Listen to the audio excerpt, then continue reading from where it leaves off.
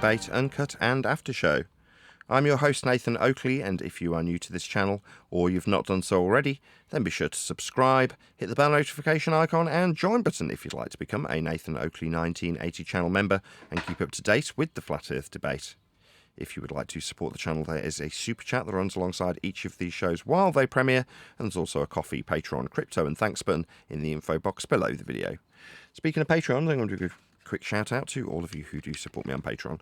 So a massive shout of thanks and appreciation to Smith Tools and Purchase, A Level Playing Poem, Vitali Z, Colton James, BG, Survive the Spin, Effie Patriot, Thomas van der Zander, Measured Flat, Chris Wouters, Sea Level Cultist, Mitch Kennedy, Rod, The Name's Burley, Twad Wazzle, Jason Hornsby, JMails24, Unimento, Iron26, Endless, Golden McKinnon, Retro Bill, John Kays, Patrick Gunnels, Banter, Hairy Blade, Mobile Max 777, Rob W, Del West Watson, Unbelievable Productions, Blue Ridge Ranger, Abraham Mohammed, Skeptic 936, Texas Mike, Chow Young Cat, David Wayne Foster, and Dank. So another massive thank you to all of you for supporting me on Patreon.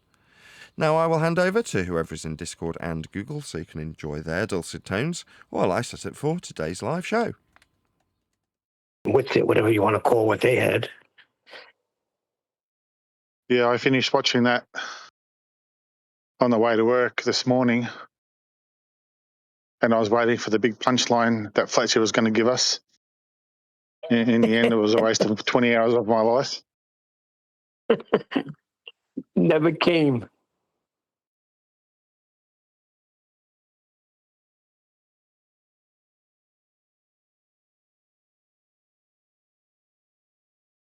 Oh, well, Hey, John, serves me I was right for saying listening. this.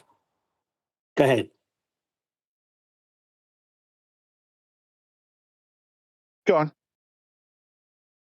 I was saying this. He's saying the dumbest things, Jiren. And is he saying them deliberately?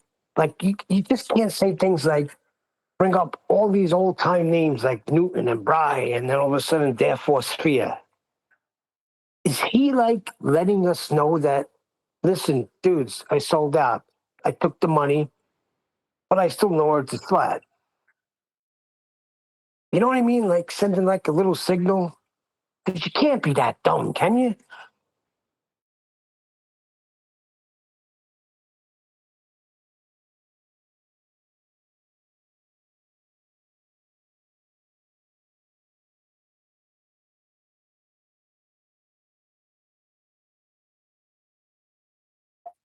I mean, things like the South is not a lie. These are dumb things.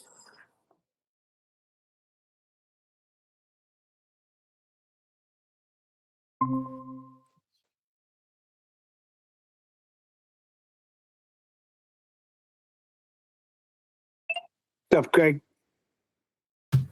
Hello.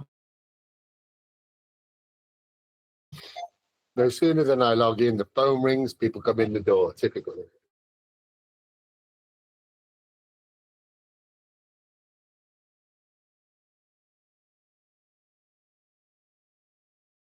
Sorry, I couldn't make the curry Friday. I missed my flight.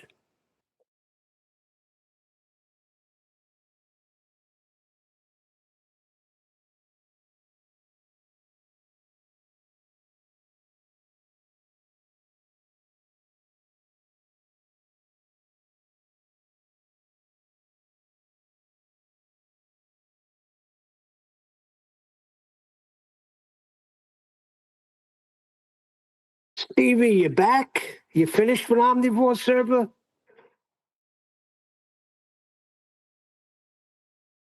Sorry, I had to answer phone. Yeah, where was your Friday? I had a lovely goat curry Friday. Wow, that was awesome. Yeah, I'm sure Nathan's still smiling about it. You guys love your curry. He had a chicken flower pot, I think. Shouldn't give away his trade secrets there, should I?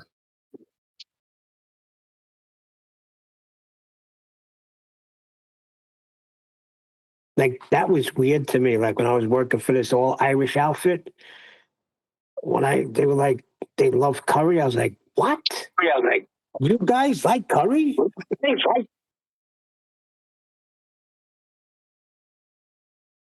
Yeah, I think everybody has curry, don't they? The whole world has curry. Yeah, but I never even knew what the heck it was until I met my wife. Well, until I started going to the church where I met my wife, because they had a lot of Trinidadian and Guyanese people there. And every now and then they would have something where everybody would bring food. And that's the first time I really tried curry.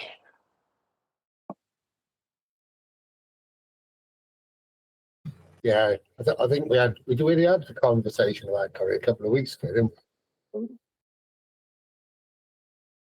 Curry in a hurry.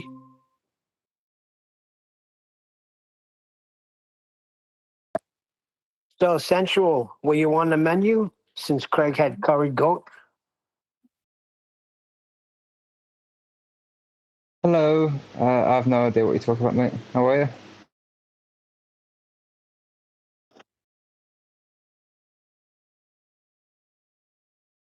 Can you hear my fan as I talk? Yes, loud and clear. Craig was saying he had curried goat Friday, and then you came in. Can you hear my fan as I talk in the background? Yeah, I hear something. You're not as clear as you usually are. Okay, I'll try and sort that.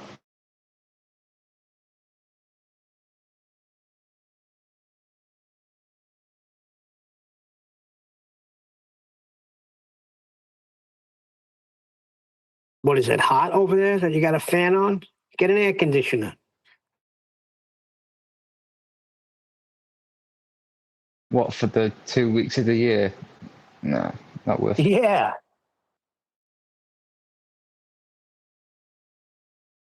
What, is it like 21 degrees over there or something? I think we're up to 30 here today.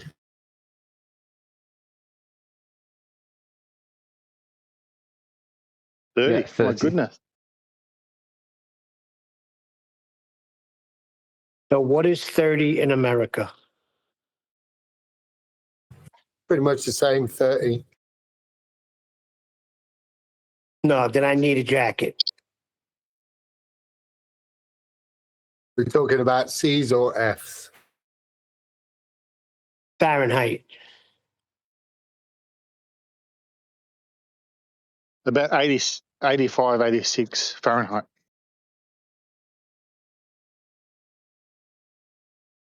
Yeah, just short of 90, I think it is.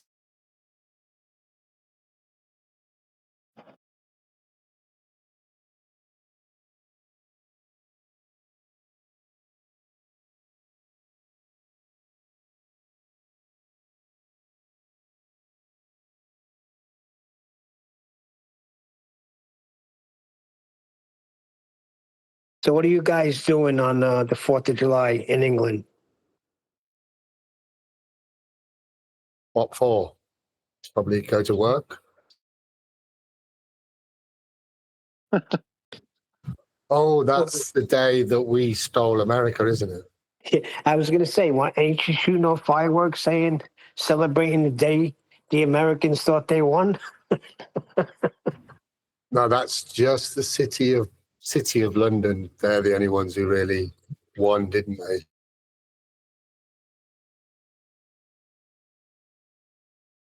Because the city of London is just owned by, I'm not sure who owns it, but it's not part of the same people who own Washington. Is it the same people who own Washington? Possibly.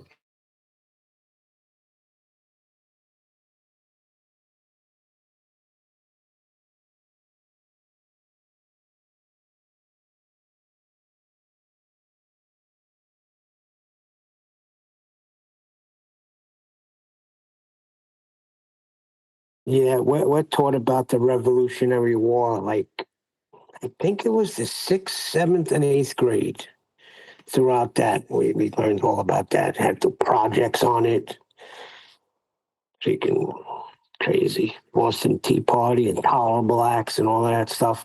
I'd love to know how it is on the English side. Do they even teach anything about it? Sorry, say that again, Neil. I was saying how we're taught from 6th to the 8th grade about the Revolutionary War. And I'm just wondering, what they're taught about it in England. Nothing, mate. Nothing about any independence or anything of America. Never taught a thing about it.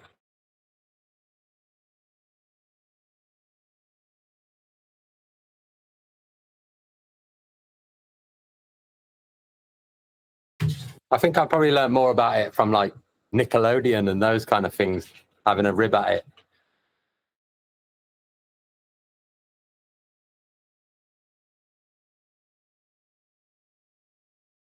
Why would we care for traitors, Neil?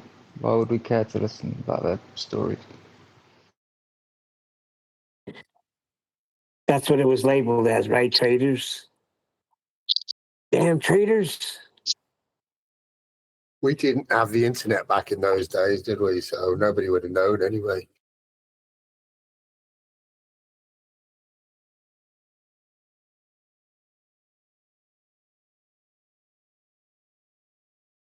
And they There hadn't, weren't satellites. Yeah. yeah, I was going to say they hadn't managed to get any of those satellites up yet. You beat me to that.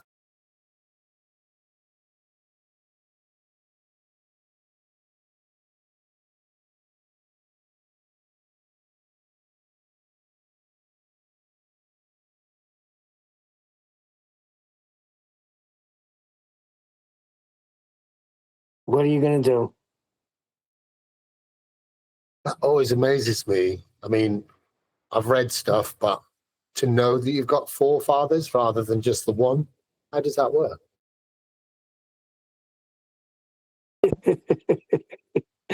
That's funny.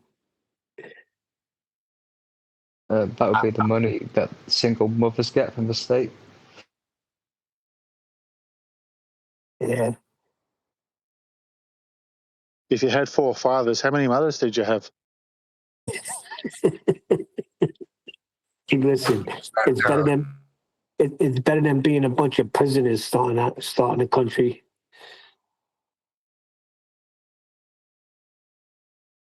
We have a very loud and proud rebellious history here.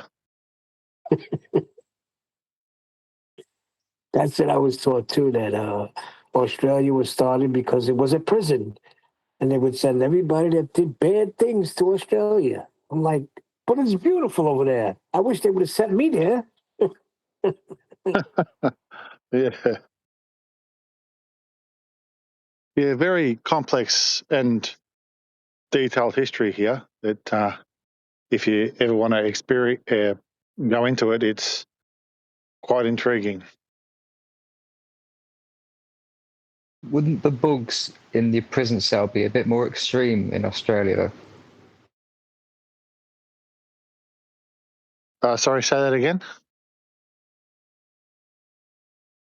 The bugs, the crawlies that would make their way into your prison cell, wouldn't they be a bit more extreme in Australia? Maybe twice the size? Yeah, probably. I guess so. I've never been in prison, but I guess so. I thought I've the heard of whole stories of American prisons where the roaches would wait till the lights go out and then all come out crawling along the walls. No. I'm going to tell you a story. When I first was put from the dorms to the cells in Rikers Island, like 5 o'clock in the morning, they wake you up because I did the breakfast line. So I had to go out and bring food to all the cells. And when I got back to my cell, I cannot tell you the size of this roach that was on my door frame. I did not want to take a swing at it because if I would have missed, he would have killed me. That's how big it was. So I just let that sucker crawl away. It was freaking huge. Where did it crawl to? It crawled up over the top of the door frame and went over into the next side. I don't even know. I was like, you gotta be freaking kidding me. You know, if you see one roach, there's 1,000 that you didn't see. That's what I'm thinking. This guy's gonna make a signal and I'm gonna get attacked here. Let me just let him go about his business. If he creeps up on me when I'm in my cell, I'll just feed him a little bread. Oh my days, is anybody else feeling a bit itchy? Just a bit. Have you ever seen a hissing cockroach? Are those them big palmetto bugs? Yeah, they had them in Oklahoma when I was in basic. I kicked one across the room and it hit the wall, jumped up on two legs, and come at me hissing. I Get got the the hell out of there. freak out of here.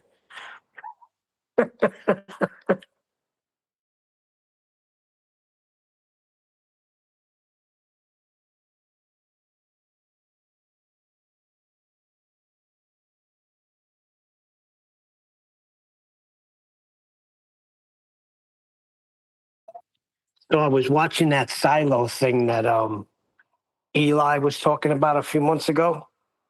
And there's a part, I sent it to Nathan. He can't play it because to get a copyright strike. But there's a part in there now. This whole story is they don't know why they're in this silo. There's 10,000 people in there. There's 140 levels to it. But they think that the outside world is like apocalyptic, you know, there was some sort of bombs went off, so they can only survive in there. But there's a scene where, because they got a screen where they can see to the outside world. So the guy's looking at the stars, and the judge brings him in, and she asks, "What are those lights in the sky?" And he goes on to start telling her what he thinks, and then she stops him, and she breaks down the whole heliocentric nonsense. I was like, look at this. Even in a freaking show, the indoctrination. I think it's a 25-minute mark, but it doesn't matter. You can't play it. But I'll post it in Master B if you ever want to listen to it on your own. Actually, he starts telling her, but I don't think I don't think the lights in the sky are moving. We're actually moving.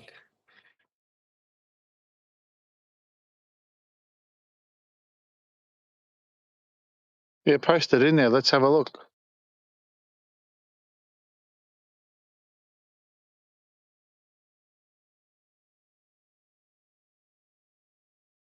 I don't think Nathan can play it. It'll get copyright stricken too quickly.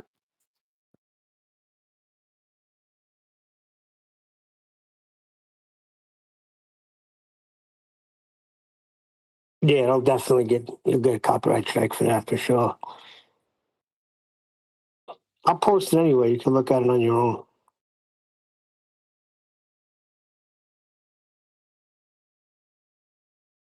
All you have to do is entertain one absurdity, put one fact into question, and you can put yourself on the ball too.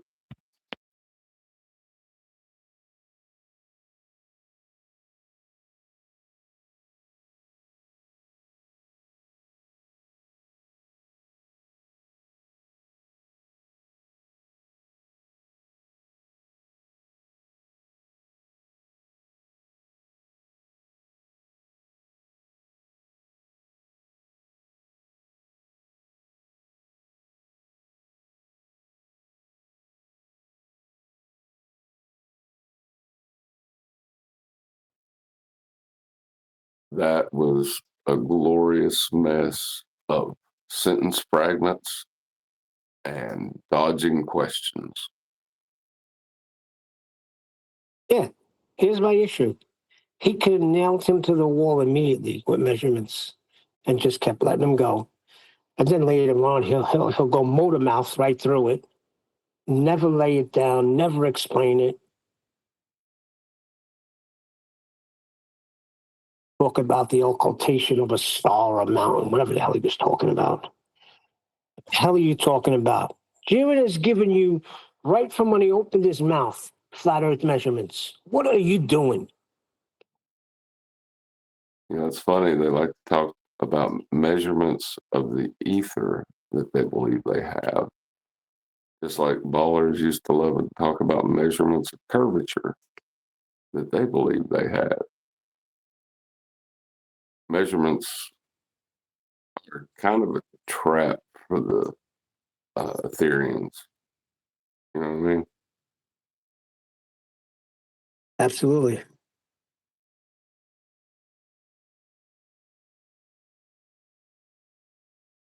They measured the ether drift, John. Even freaking Bob Nodell, that was his big thing. That was his get out of the Netflix fiasco.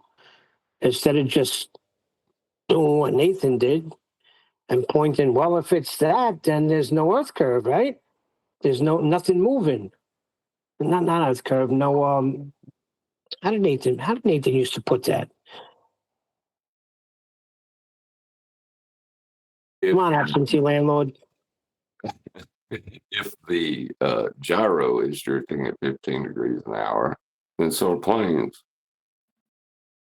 So a flight along the same latitude would take longer, significantly longer. Like, I don't even think you could catch the Earth the other direction, you know?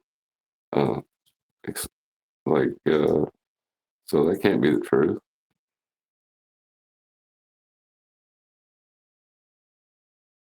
You know, the whole Whitsett Jiren thing was summed up really well by my wife, because she listened to 2 episodes of that QE.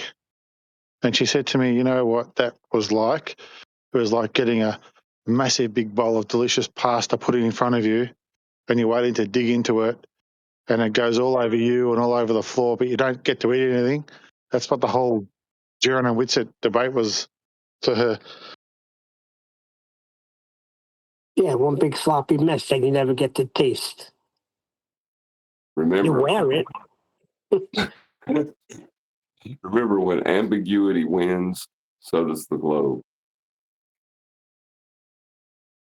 And every time they did start to get into it a little bit, Dopey down under would come in the bottom of the screen and say, time's up.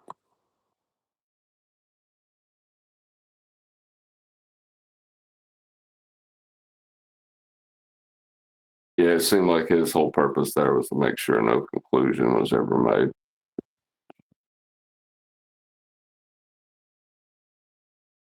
Not And that at they the were end, going to when make a there was an conclusion.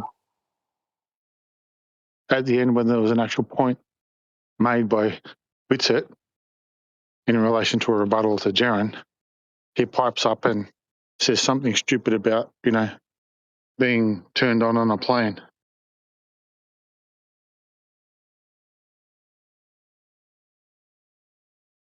Yeah, the globe only exists in ignorance. You can only believe it. The ignorance is required.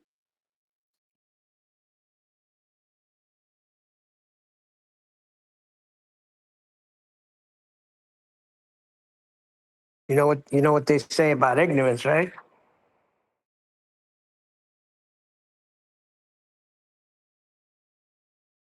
No, I do not know. What did I say? Bliss. Who's they? The world. Isn't it Somebody bliss? said it. Yeah. That was always my wife's phrase.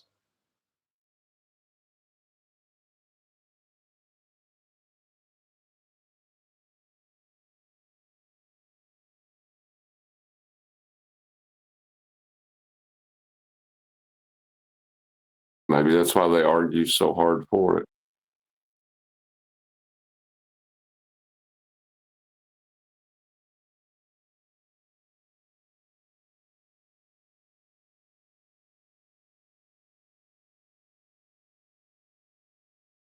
Like if ignorance is bliss, then the globe is a orgy.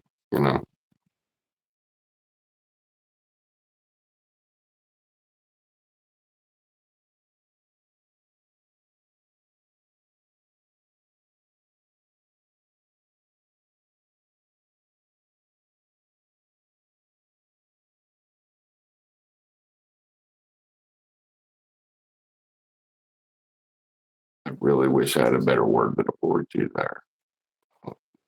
Sorry about that, guys.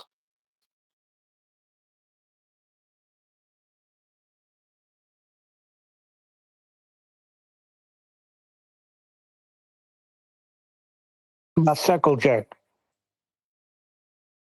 Suspended animation state of grace. How about that?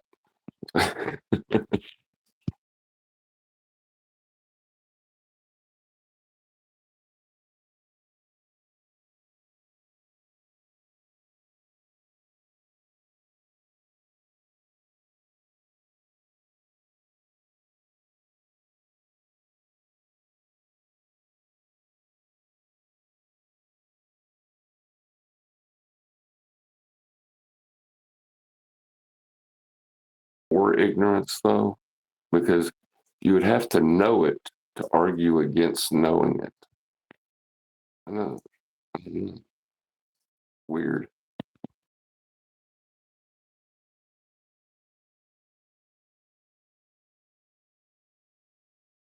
I would say, of course, you can argue for ignorance. When you know stuff, but you can't do anything about it, then you might wish you were ignorant to that information.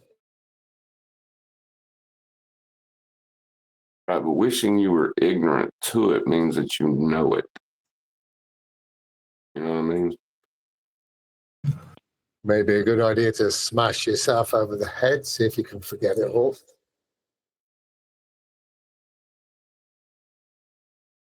I mean, don't get me wrong, I'm happy knowing, but Oh yeah, just the way that they argue for ignorance, the way they fight, just a stated fact. And when I say they, I mean Globers and anti-flat earthers.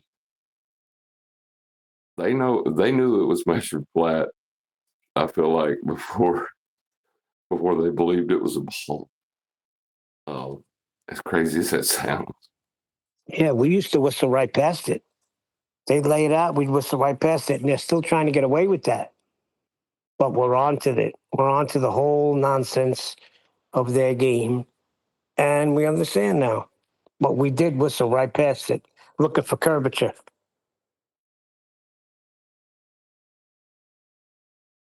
Right, because it was presented to us as something we had to disprove, right? Here's this measurement, disprove, you know.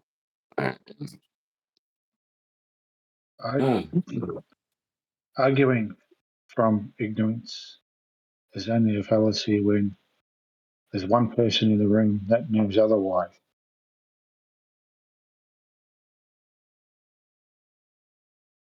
But it's not arguing from, it's arguing for ignorance. That's the crazy thing about it. You're not, it's not like they don't know how they measure Earth. Yep. But the from only comes from knowing. For is the ignorant.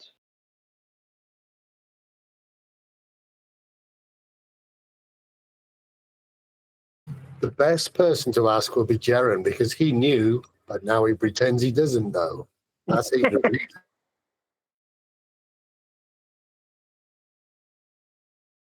I don't know. He's doing it in a way that, like, he's got me wondering, John, because his arguments are so retarded.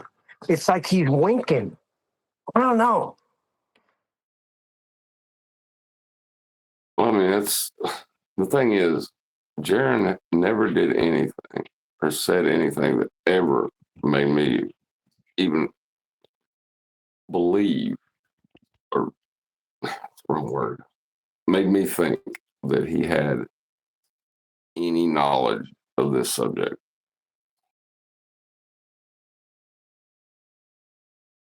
Yeah, that's true. They had a lot of NASA stuff.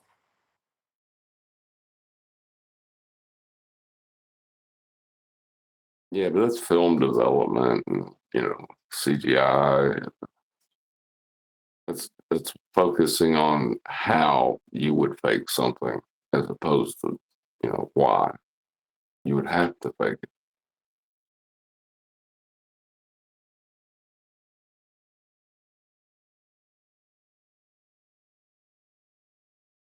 It's possibility versus certainty. Like they could have faked it this way, or this appears to be fake. Not, you know what I mean? There's a difference between that and saying this is fake. This is why. You know what I mean? Listen, John, once you understand that the South is not fake, you're on a sphere.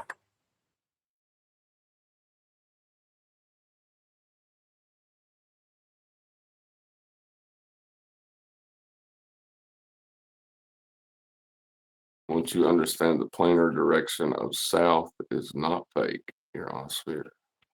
Once you know that the South is not a lie, therefore sphere. Once you know the planar direction of south is not a lie, you're on a sphere. I was going to tell QE like the closest I can get to formulating Jiren's logic about the Antarctic trip. Oh my God. You'll throw up in your mouth when I say it, but Go. if the elevation angle of the sun stays above the horizontal plane of reference for 24 hours, then the Earth is not a horizontal plane of reference. And say that again. If the sun, the elevation angle of the sun stays above the horizontal plane of reference for 24 hours, then there is no horizontal plane of reference. Yeah, that is vomit. That's like saying if I keep my head above the water level for 24 hours, then I will drown.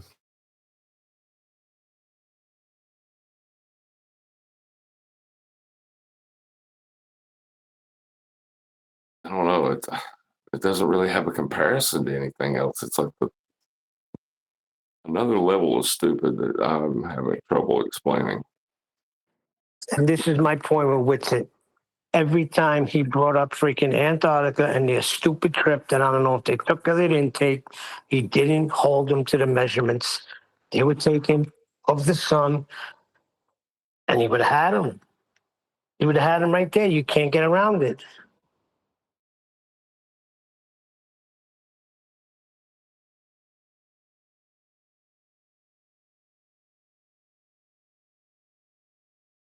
That's one of the reasons that Jiren was sputtering sentence fragments, is because what I said is the only way you can attempt to formulate that in any kind of logic that makes sense.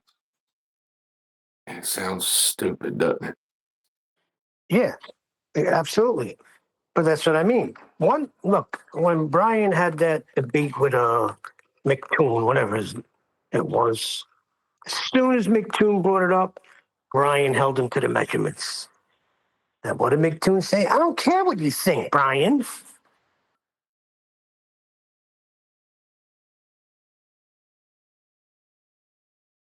Hear what he thinks. He's asking about his measurement. Yeah, Good Brian immediately deflected to measurements. Same thing Nathan did.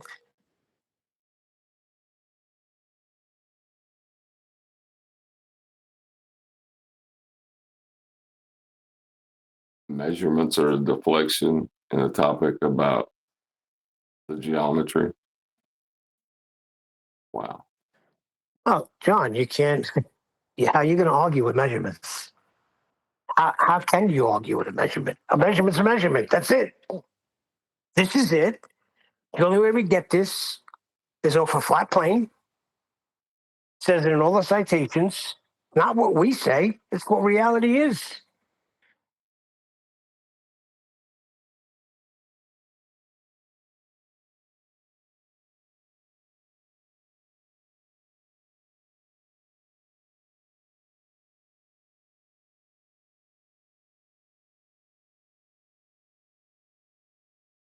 It's like they want to decry the aspect of reality that the measurement applies to, the reference, but still use the measurement.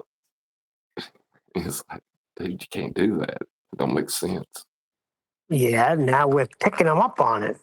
When before we went right past it looking for the curvature. Now we're holding them to it. And now it's a whole different ballgame. Well, yeah, because flat's the default position is just how it is.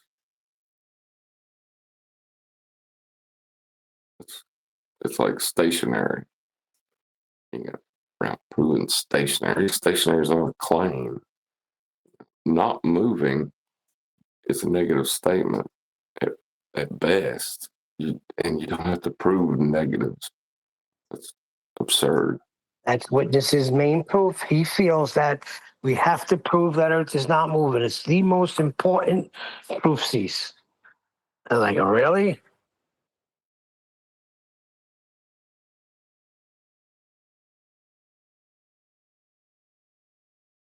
You have to prove. See, it's like it's mind-numbing to think you have to.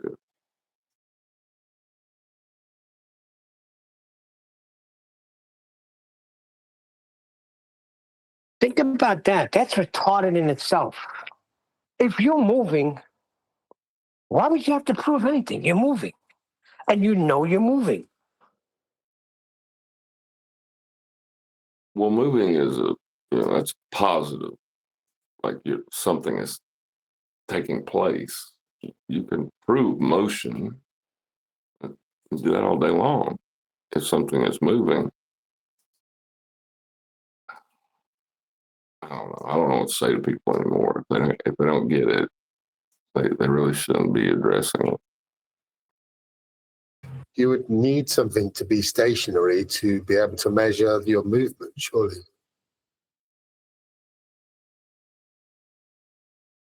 Yeah, all of the heliocentric. Hold on, sorry. But that's how they designed it. We're moving, but we're so big that you don't even notice it. You know? Yeah, but the sky would be a scalar of change that it would, it's ever increasing from the center point of rotation. Increase so much. That's a conversation they want us to have with them.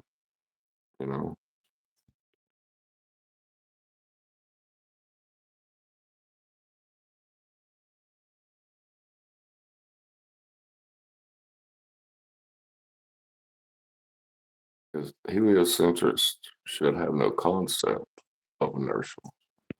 There's nothing inertial in their world to describe inertial with. You know what I mean? Like everything is a constant, is an acceleration, not a constant acceleration. Everything's an acceleration. So, what inertial do you have? You don't.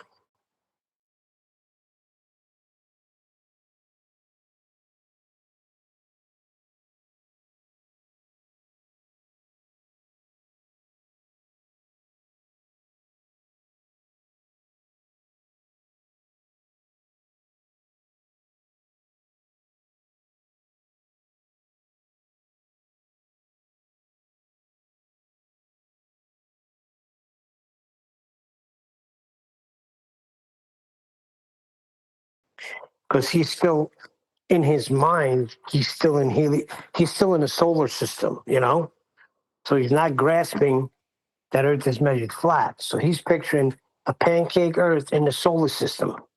You understand? That's the trick too. That's why I said it's so important to realize that once you know that Earth is measured flat, all that other stuff you throw out the window. Gone. You have nothing. You have no solar system anymore, right? The heck's a solar system when you know Earth is measured flat?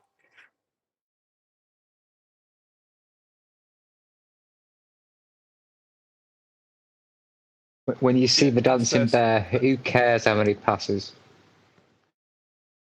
Yeah, that's it right there. Once you see it, you can't unsee it. The passes become like a footnote that you laugh about later. And it's funny because don't we call that their feast of nonsense, right? Do you know what I mean? That's their feast of nonsense, isn't it? Black holes, or let's go deep. The light, it's all their feast of nonsense, isn't it? It's crazy.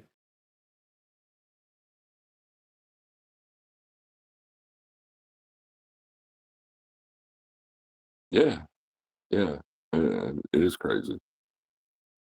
But that's, I guess, the transition for some people. I don't know.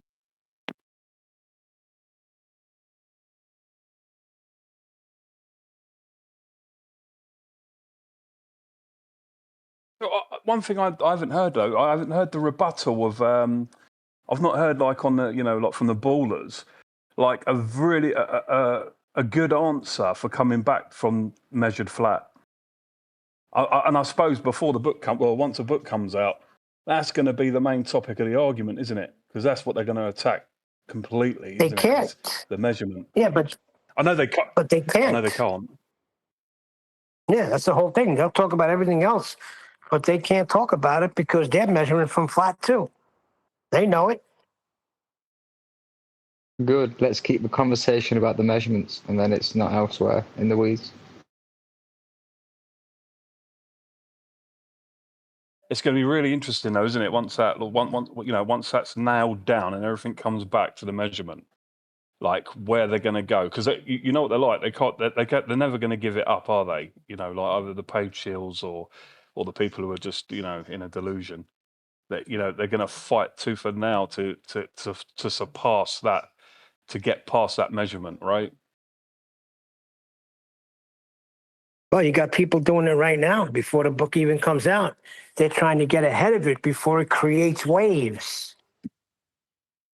So they haven't read a paragraph from the book, but they got the nerve to say it's utter garbage. Wow.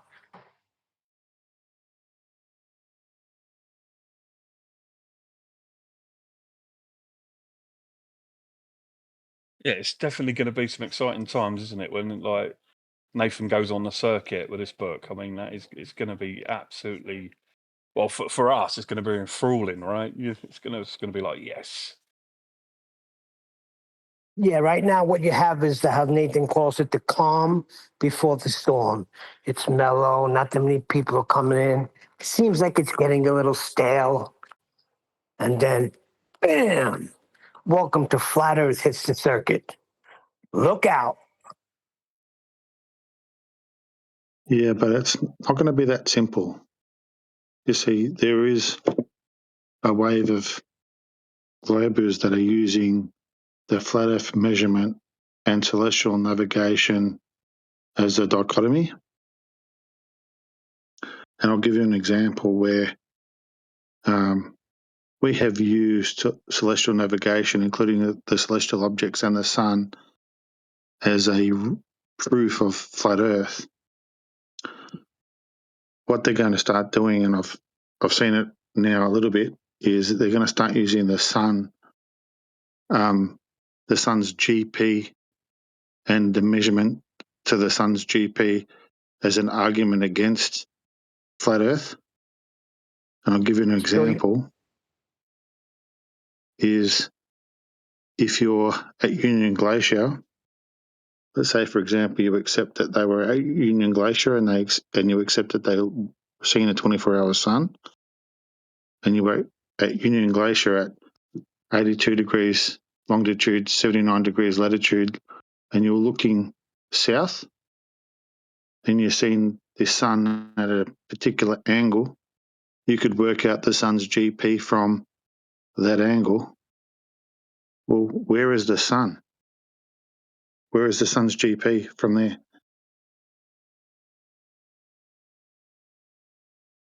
Well, to be honest, mate, in reality, if someone was to pose that question here, as soon as you said Latitude. Yep. it would have been over there. Yeah, latitude. You can't say latitude and then go into your little diatribe nonsense. No, I think you're missing the point. No, I understand what you're saying, but people have got to realize that. Have a They think got to about it. see. They're using flat Earth Just have a think measurements. about it for a couple of minutes. Just have a think about that question for a couple of minutes. Well, I'd say to you, have a think about how you phrase the question and what you use first, because you got to get them as soon as they take your stuff. Doesn't matter where the sun is. It matters the measurements of it. And they're flat. How are they going to get an elevation angle anyway from their ball?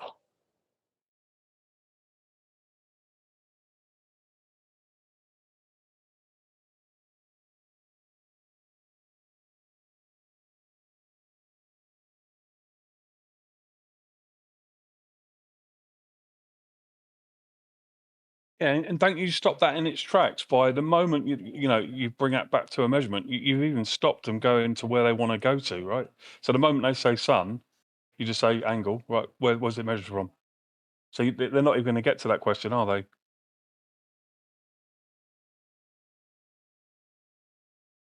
I don't think they are. Once you say latitude, once you say anything about an elevation angle, excuse me, that's our stuff. Put my lawnmower back.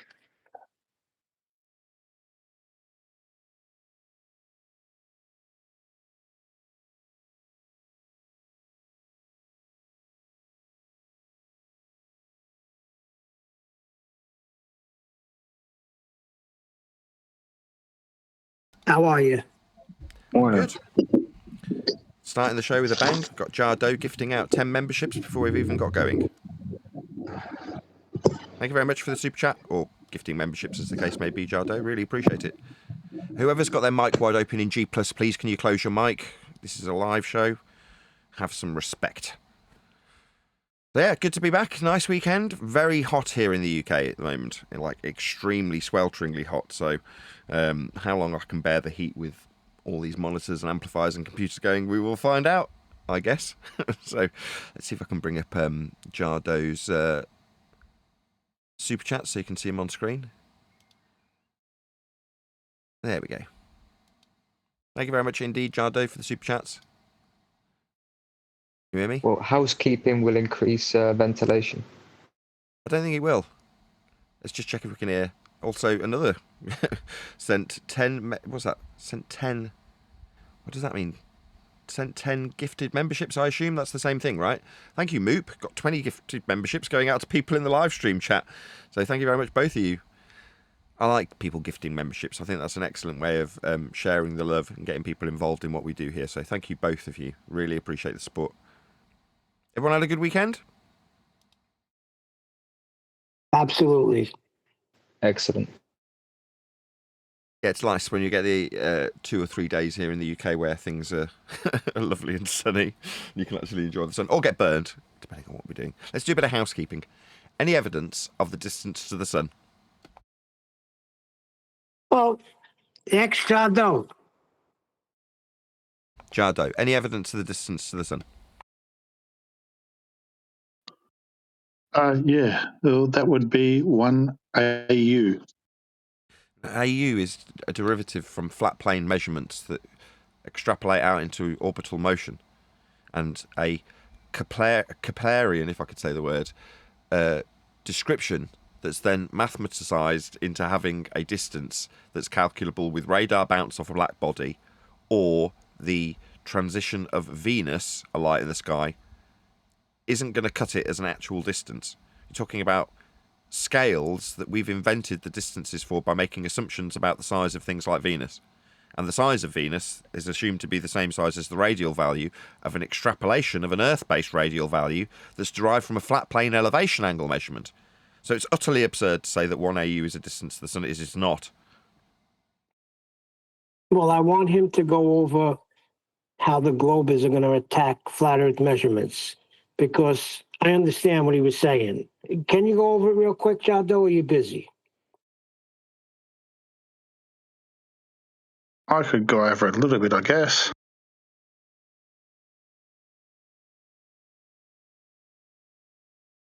Let's go back to 1 AU. 1 AU is an arbitrary distance that can be ascribed as any distance from 1 centimetre to 1 light year. That's the reason why they gave it an arbitrary distance. So they couldn't prescribe any particular measurement to it, I guess. But sorry, what was your question, Neil? What you were talking about in the pre-show, how globers are going to come at celestial navigation. You said, Oh, they, yeah. you said So they position it as a false dichotomy, from what I heard. the arguments I've heard just recently in the chat forums is they are using our use of celestial navigation in relation to the sun's GP if people accept the fact that there was a 24-hour sun in one particular point in the south, that is Union Glacier at 82 degrees longitude, 79 degrees latitude. If you were looking south and you at midnight and you had a elevation angle to the sun, where would that sun's GP be? On a flat Earth with a triangle? I don't really understand your question.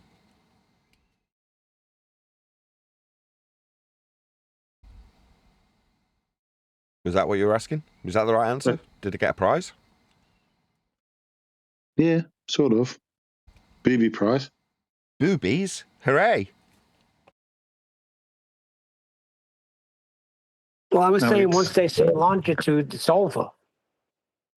It's a conundrum. So if you're at Union Glacier at 79 degrees south and you are looking south and the sun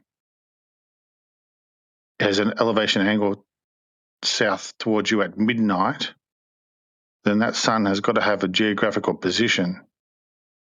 So where is that geographical position? That's the argument they're using. Sorry, how is that an argument? Asking where a GP is isn't an argument. Where's the GP? I don't know. I gave an answer. On a flat Earth. That's the only position you can ever have, a ground position, because it's a measured triangle along a flat baseline where the star, in this case sun, is above when you measure an angle to it. So you've given the exact details of what an angle is. And on screen for my audience now, the live audience, you've got an elevation angle for Polaris.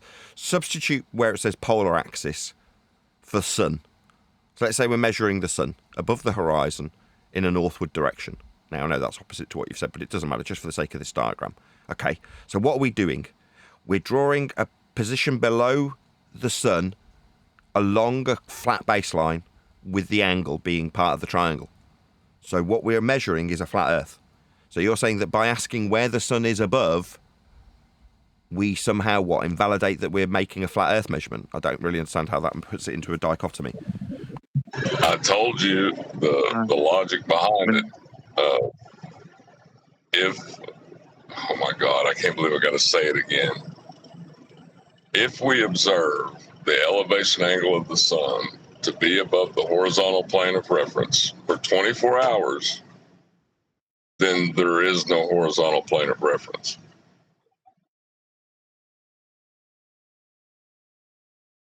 Yeah, that's stupid. That's obviously not what we're pointing out. We're pointing out that when they measure the horizontal plane of reference to describe the angle with respect to the horizontal plane of reference, you need a horizontal plane of reference to measure that.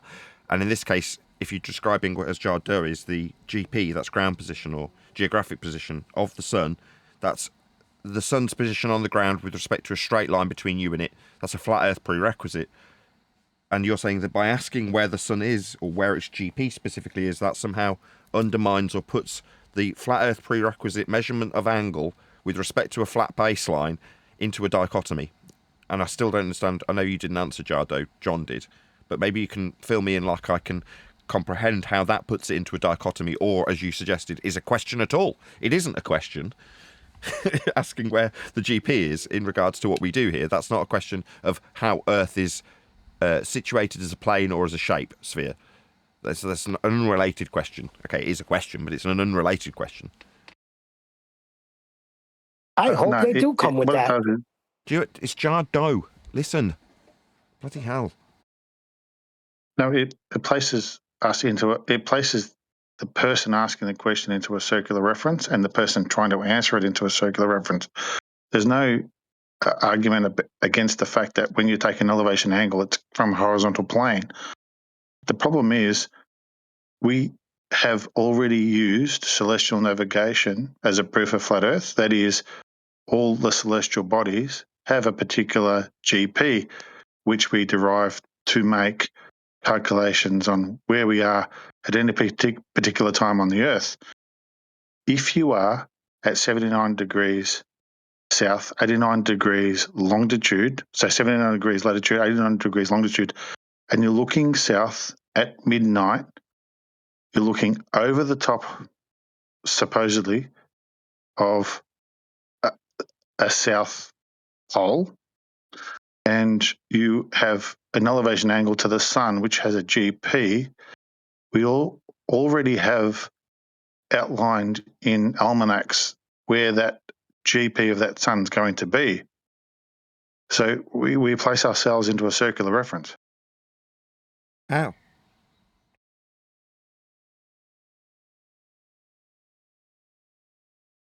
Are you saying that the almanac's wrong in terms of where it suggests the sun should be at that given time? Because if that's the case, No, well, what are you saying? the almanac's right. Okay. The almanac's right. The problem is you're looking in the mirror to the sun. That's what I'm saying. You're looking. So let's place ourselves 79 degrees south, 89 degrees longitude. We are looking south at midnight, and we have the sun. And in the almanac, the sun has a particular GP, which shouldn't be where it is, either on a globe or in the almanac itself. Okay, I can accept that. So you're saying the sun isn't accurately described either on a globe or in the almanac? Okay, and? No, not me. No, not me. The next wave of people coming to argue against you. That's what I'm saying. I don't understand how this is an argument against me. I'm really struggling. I'm sorry. I know it's not your fault, Jardo. I get it. But how is this an argument against me? If they say, you must accept that the sun isn't in the right position, I hadn't suggested where it should be. Well, the almanac says, okay, so the almanac's wrong. No worries. If you say so, the almanac's wrong. The globe's wrong. The globe came from flat Earth measurements and it's just a system of mathematising elevation angles into sphericity. Who cares if it's wrong? The origin of that model, as you call it, is flat Earth measurements. If the almanac's wrong, I'll accept that the almanac's wrong. But it doesn't alter the way we utilise the ground to measure this system to describe it as being wrong in terms of its GP. Okay. I didn't make it. How does that affect me? How is that an argument against me? I don't understand.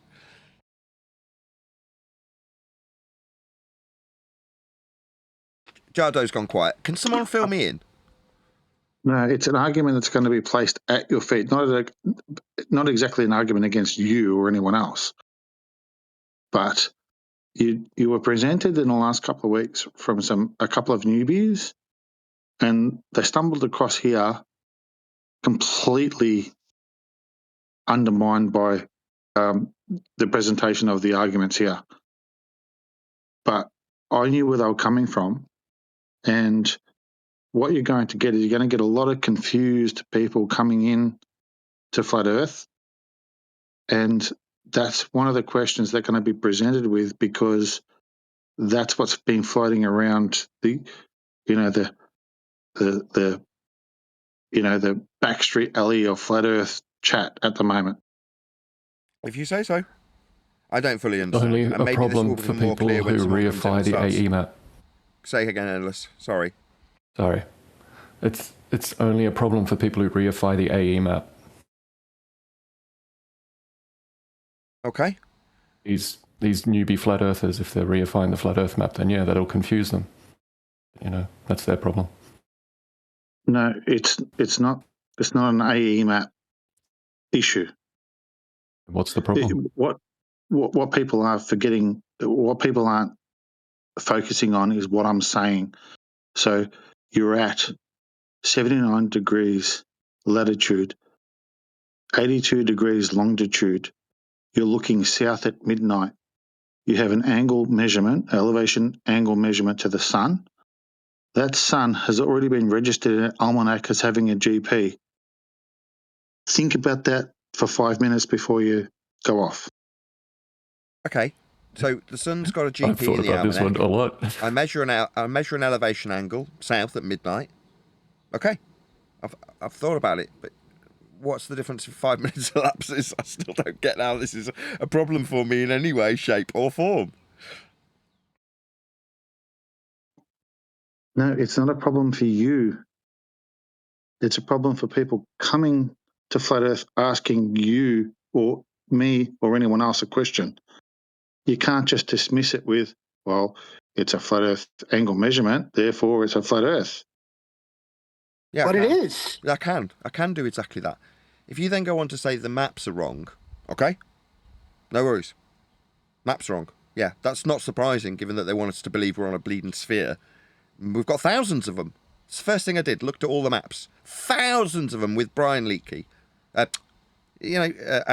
Martin Leakey, not Brian Leakey. And you're like, okay, so why are there so many maps? Or so that we don't cotton on that there's a distortion in one form or another on all of them. But you're saying, I can't just respond, well, we're measuring Earth flat for you to suggest that this flat Earth measurement doesn't match a globe, or doesn't match a flat map, or doesn't match an almanac. I can just say, but we're measuring Earth flat. Who cares? Yeah, there's a massive deception afoot. You thought you were on a ball. What, that does it now fall at my feet to map the terror? No, it doesn't fall at my feet. Yes, there's lots of distortions and they're messing around with the maps. Of course. They've gerrymandered the maps for hundreds, if not thousands of years. Yeah. I agree.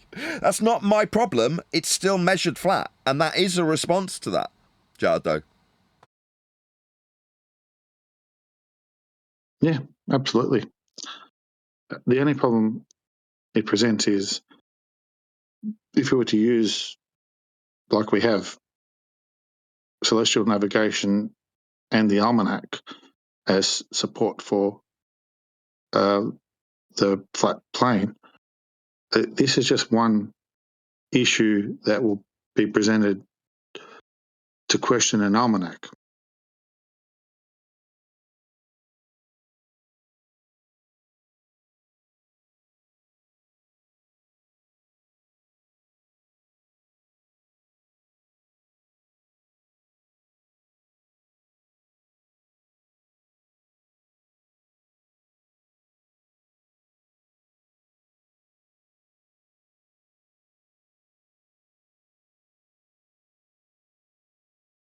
What's going on?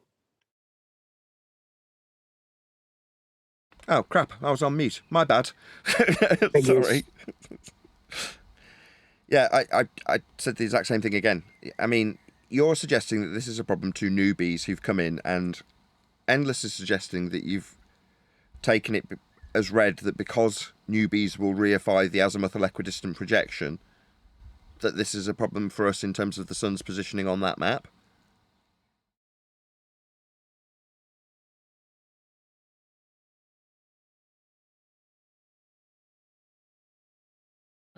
Yeah, like if you go to the most, like as far south as you can, and you look south, and you still see the sun, if you have preconceptions about the layout of reality, then maybe that'll be a problem for you.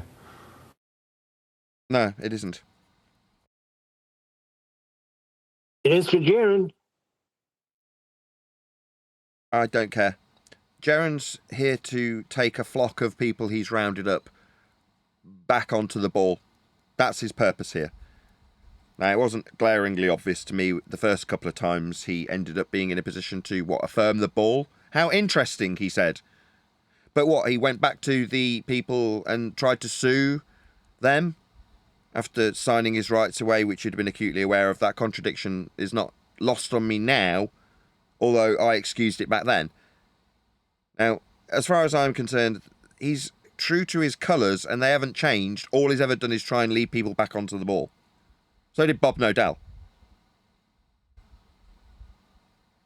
These are ether-punting scammers who've rounded up sheep, told them Earth's flat temporarily, and then disavowed the flatness for a ball based on a 24-hour observation of a flat Earth-measured sun. It's utterly absurd, but that's Jiren's purpose. That's why he has the most subscribers.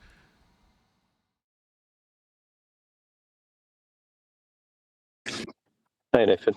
Everything in that question that Jardo asked required a plane of reference.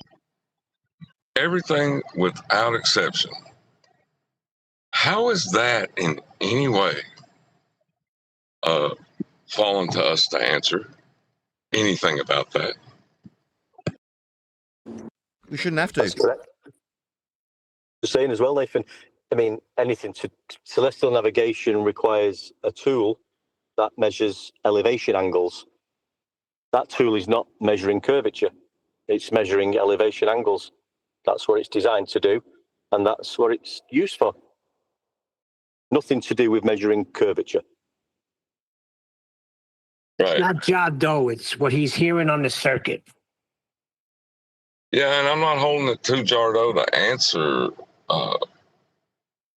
I'm saying the question in of itself repeatedly uses a flat plane of reference to then circle back around and attempt to deny the plane of reference.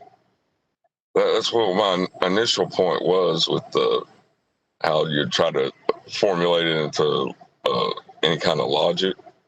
Yeah, there's nothing. It's a big nothing burger. Yeah, to me, once you... Sorry, Neil. Go on, mate. You're all right. I was going to say, once you hold to that elevation angle, if you're using an elevation angle, the game's over right there. I was going to say, if newbies are obviously going to have some issues, they're not going to be up to speed with these things. So when they do get here with these questions, they'll be put right. I want it to be presented to me by somebody who's in the position that Jardo's speculating would be a problem for them, so I can sort of comprehend how they've taken their steps through their logic. Now, I'm not suggesting Jardo hasn't done a good job of passing this information on, but he's doing it third hand, and for me to comprehend the logic of why this should seem like a problem to Next Man, I need it to be presented to me as a problem by Next Man for me to wrap my head around it, because I just can't. I can't fathom why this is a problem. Because the globe has it positioned in a certain part of the Earth. Not the globe. It's never on the globe. That's never happening. Well, that's the problem right there.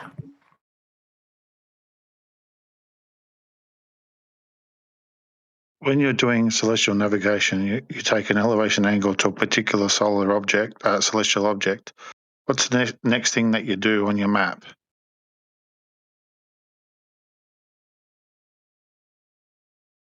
Give it a linear distance to the ground position, right?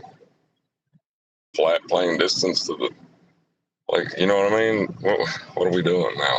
So you do a circle of equal altitude, yeah? A straight line, a linear distance. What are we doing? So at the position that I designated the sun at, and you do a circle of equal elevation to that particular solar object. What I'm saying is that where we have, that is FED, have the last 3 years gone through a whole process of celestial navigation, working out elevation angles, circles of equal elevation to pinpoint a particular area. What we've done is we've effectively given a whole lot of newbies an AK-47 with a magazine of bullets and let them loose, and now they're stuck in a conundrum. I still don't see how. Yeah, how? Why?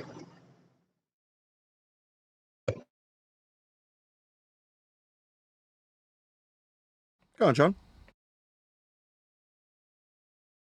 I just got the exasperation and no content afterwards. How is using a planar measurement to get a planar distance to assert a point on a plane? I don't understand what the problem is at all. Me neither.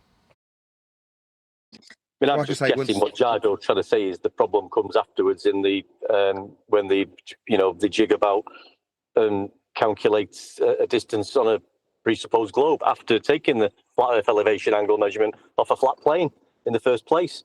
Then they might do some mathematics to say, well, if it was a globe of 3959, then we can bend it a little bit and we'll put the position there. We'll just, that's what they do. But that's not how it's being measured in the first instance. That's the only thing I can think that Jardo might be saying. Yeah, but to deny the reference was my point in the beginning. That, that's the attempt at logic you have to do to get for this to be a problem. Fine, deny the reference. Don't use the measurements, though, because you're denying your reference.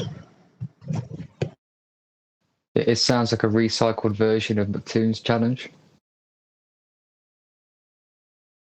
What, use the elevation angle measurements, whistle past the plane of reference that you've just measured as Earth, and then ask how it works on a flat plane? Exactly that. Oh, you got to stop and right in your tracks like Brian did.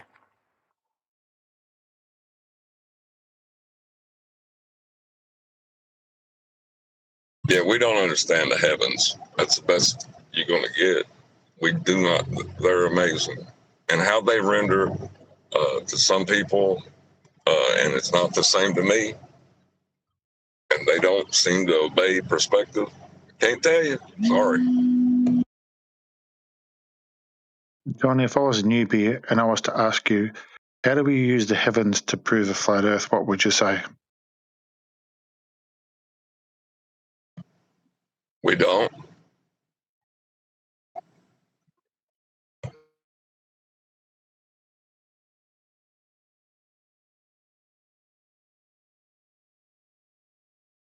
We just measure the surface. I mean, we are occasionally utilising the stars in terms of the measurement, but the measurement that's proving the surface is flat is with regards to the surface.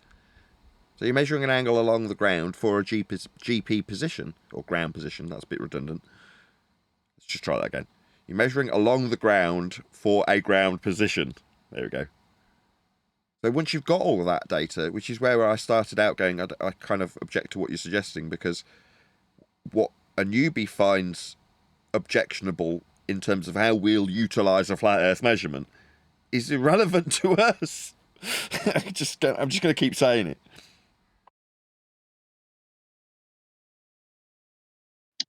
Yeah, no, you're mistaking me for articulating a certain issue. The only thing I can suggest is to clarify my position is, do you remember not long after the footage of the TFE exclamation marks came out, and one of our very intelligent and amazing panel members made a video about how the sun shouldn't be rotating a certain direction, but had to retract that video. Who did? Do you remember that? No, who did? Just talking about Brian. Is it Brian? It is Brian. And what I'm saying is, if someone like Brian can get caught up in it, then an absolute newbie can. That's my point.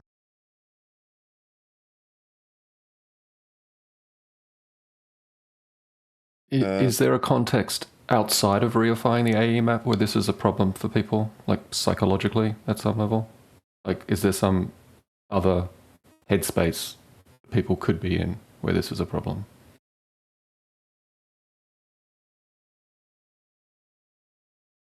Well, obviously, because I've come across some people that have struggled with it. Yeah. Right, but are they at some level reifying the AE map? No, it has nothing to do with AEMAP. We're completely excluding the AEMAP. That's the reason why I gave Brian as an example.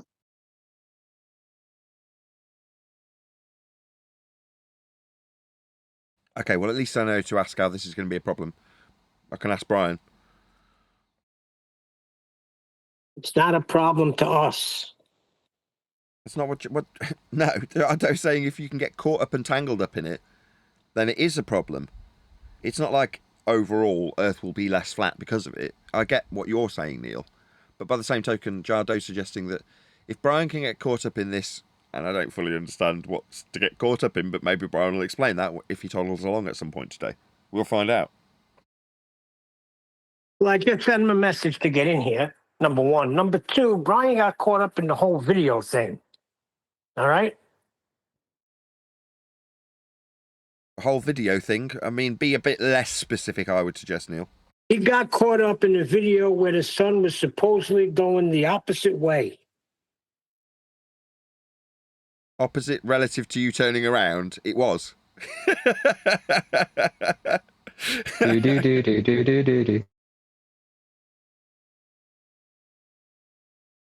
I mean, No, what Brian failed to accept was that if he was to put himself in a position of it actually being a globe and he was looking south at midnight, then the sun would be going that direction. That's what Brian couldn't get his head around, in the end accepted, and then retracted his video. oh, you're saying there's going to be people out there that utilise how it shouldn't work on a globe like this, and they'll be wrong when they say how it shouldn't work on a globe? No, that's not what I'm saying. But then I'm still just as Not at confused. all.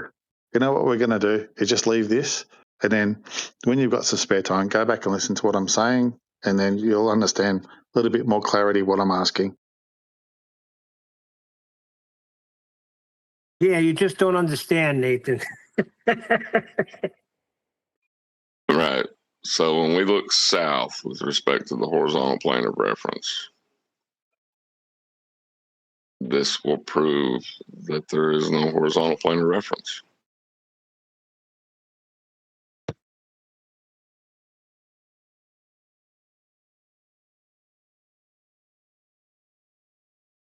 Why have you brought this to us anyway? What sprung this concern? Oh, blame Neil. He asked me to bring it up. Blame Neil. Go ahead. Nathan always blames me. Somebody could be coming off mute from another server. He'll blame me. I just want to know why it's in And discussion. rightly so.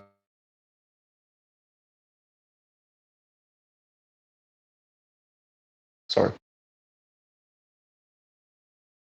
Tell us, Neil.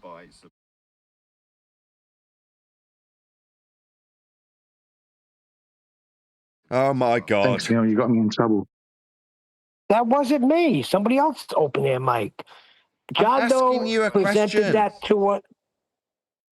I didn't hear the question. If you're talking about why it was brought to you today, it was brought in the pre-show as it's going to be a problem because they're going to use celestial navigation against us when the book comes out. That's why I asked them for some more clarity on it. If you don't want to talk about it, ask another freaking housekeeping question. Like I said earlier, celestial navigation, you're using a elevation, tool that measures elevation angles, which has nothing to do with measuring curvature. It's as simple as that, isn't it? No, the elevation angle tool is only one part of celestial navigation. That's the whole point I was trying to make. But anyway, let's leave it. Yeah, but the process of deceiving us after the fact with the maps doesn't alter how Earth gets measured. You're saying, oh no, it's only part of celestial navigation. Well, we're not using the rest of the process necessarily beyond the measurement. Then why bring up the tool in the first place? Because we're measuring Earth with it. It's designed to measure elevation angles, which is not measuring curvature. It can't be used on a globe. You're measuring an elevation angle to what? Well, you're measuring an elevation angle. You're not measuring curvature. Hold on, you're measuring an elevation angle, the bottom baseline is your plane of reference, and an imaginary line from that baseline at your feet to the star is what you're measuring. 2 is a calculation done afterwards, which cannot invalidate the measurement.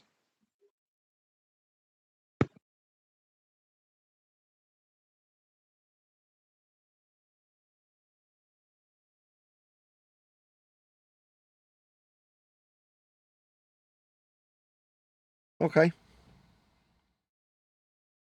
I was hoping Brian would join, actually, and that obviously isn't going to be the case.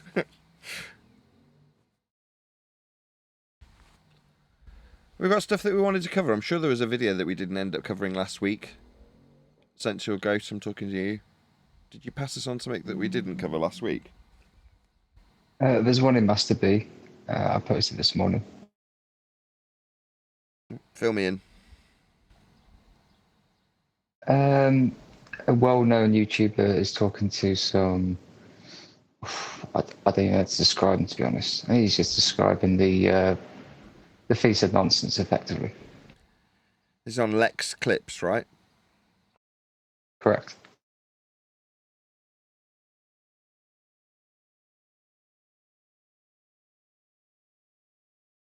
Do you think you will be a mathematician that develops a theory of everything? What? Wow, immediate category error. Maths is maths and is abstract. Theory of everything would be a description of the physical and natural world, which the closest comparative description would be a natural law to describe that which occurs always. Theory, however, as I've described accurately, him utilising a question with a category error in it, is the end result of scientific method. That would be to say that you examine the cause of a naturally occurring phenomena, and upon elucidation of said cause of effect, you then form theory.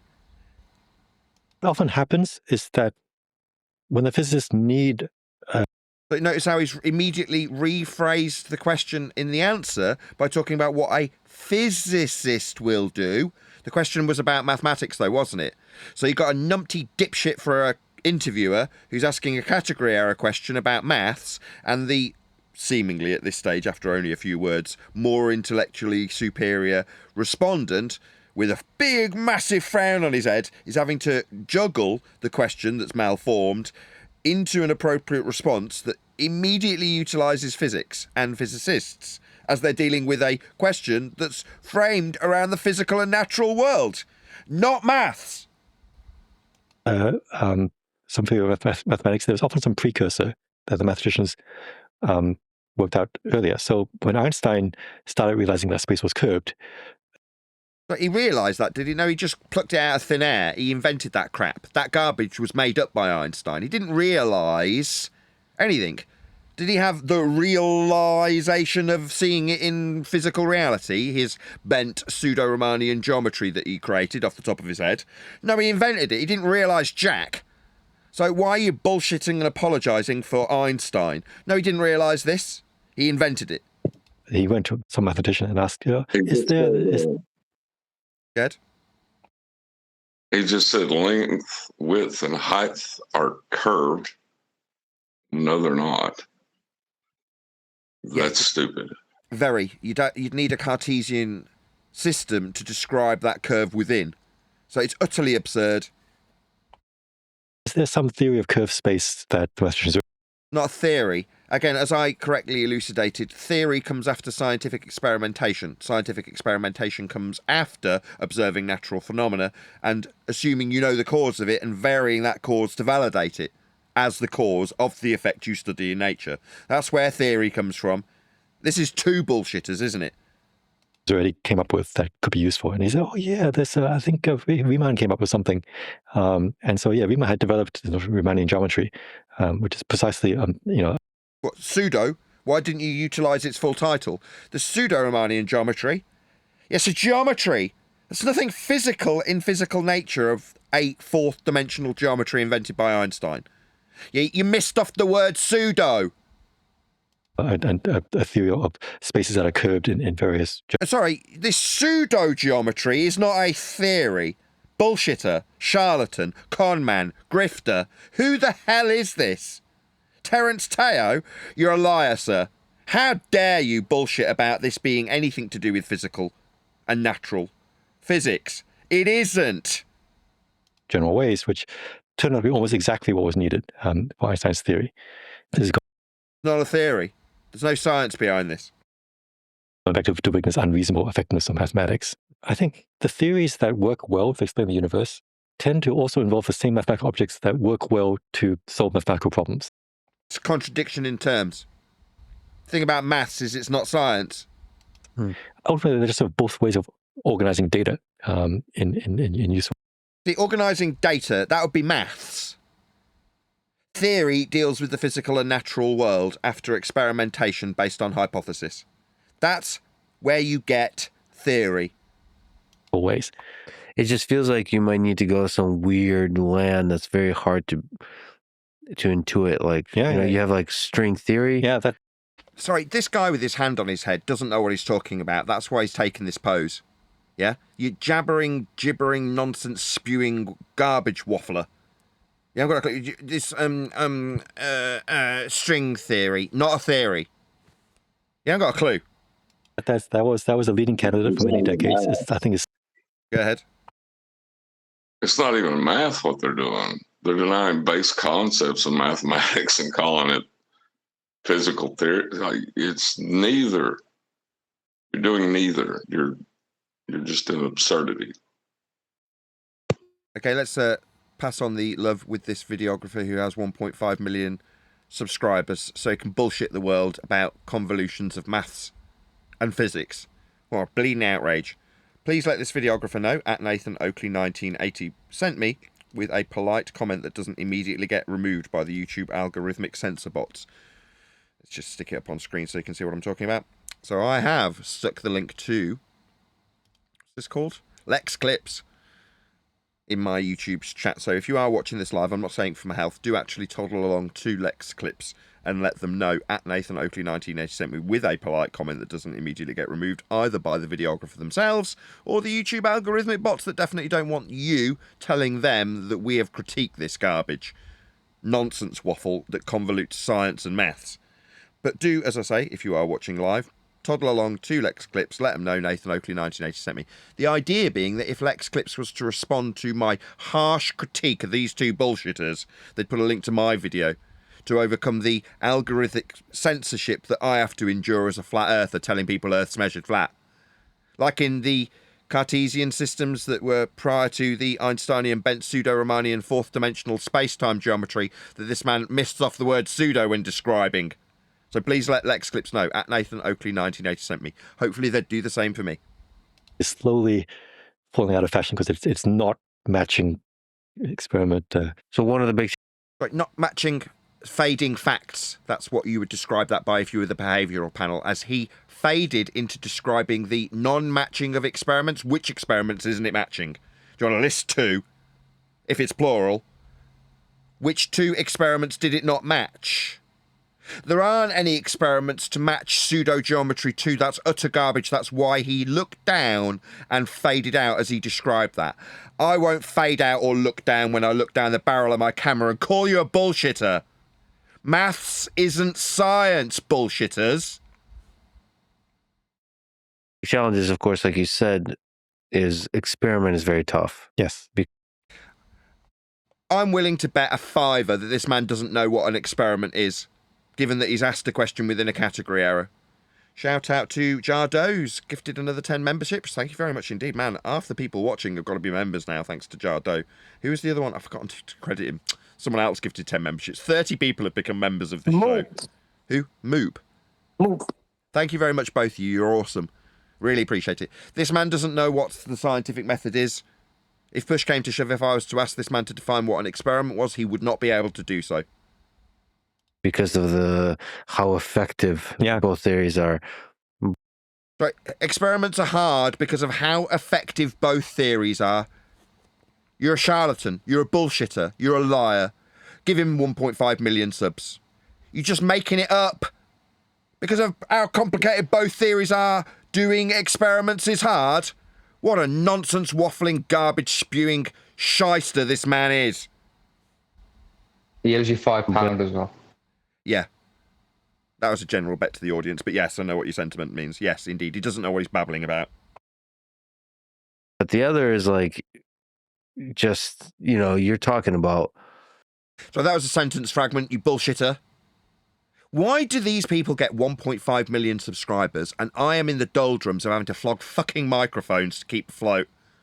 It's an outrage. The world's not fair. Please share the show. Excuse my language. It is an outrage, though. You're not just deviating from space-time. You're going. Right, deviating from pseudo-Riemannian bent space geometry invented by a man named Einstein about 105 years ago.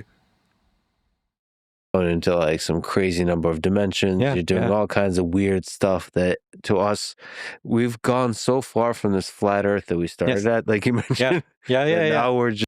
Have you? You've gone so far from flat earthers. I'm a flat earther. I'm the one embarrassing you by pointing out your bullshitting nature while pretending that maths is science.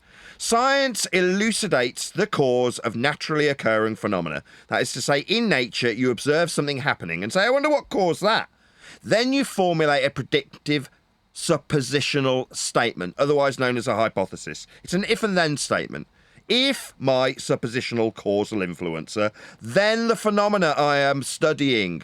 That's if this, then that. If A, then B. That's a hypothesis. Alongside it comes a zero difference result, otherwise known as a null. If this, not that. Zero difference result, otherwise known as a null hypothesis. Only one can be true. Either A will cause B or A will not cause B. Now, when you vary and manipulate your suppositional causal influencer, you either cause the natural phenomena you're studying or you don't. If you don't, you validate the null. Tick. A didn't cause B. If you validate the cause, that's to say you validate the alternative hypothesis, tick. It is proven. A causes B. You then form theory. Now, this bullshitting shyster just suggests that these two wankers who haven't got a fucking clue, have evolved beyond us flat earthers. I can summarise the scientific method. You decided to tell an audience of 1.5 million that it's maths. It's an outrage. Just also it's very hard. The math. Yeah, John. The maths that he's appealing to is to take differential vectors within length, width, and height, and those three dimensions, right?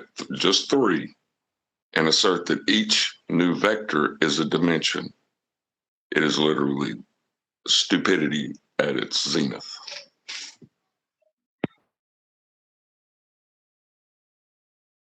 To use our limited ape descendants of cognition to intuit.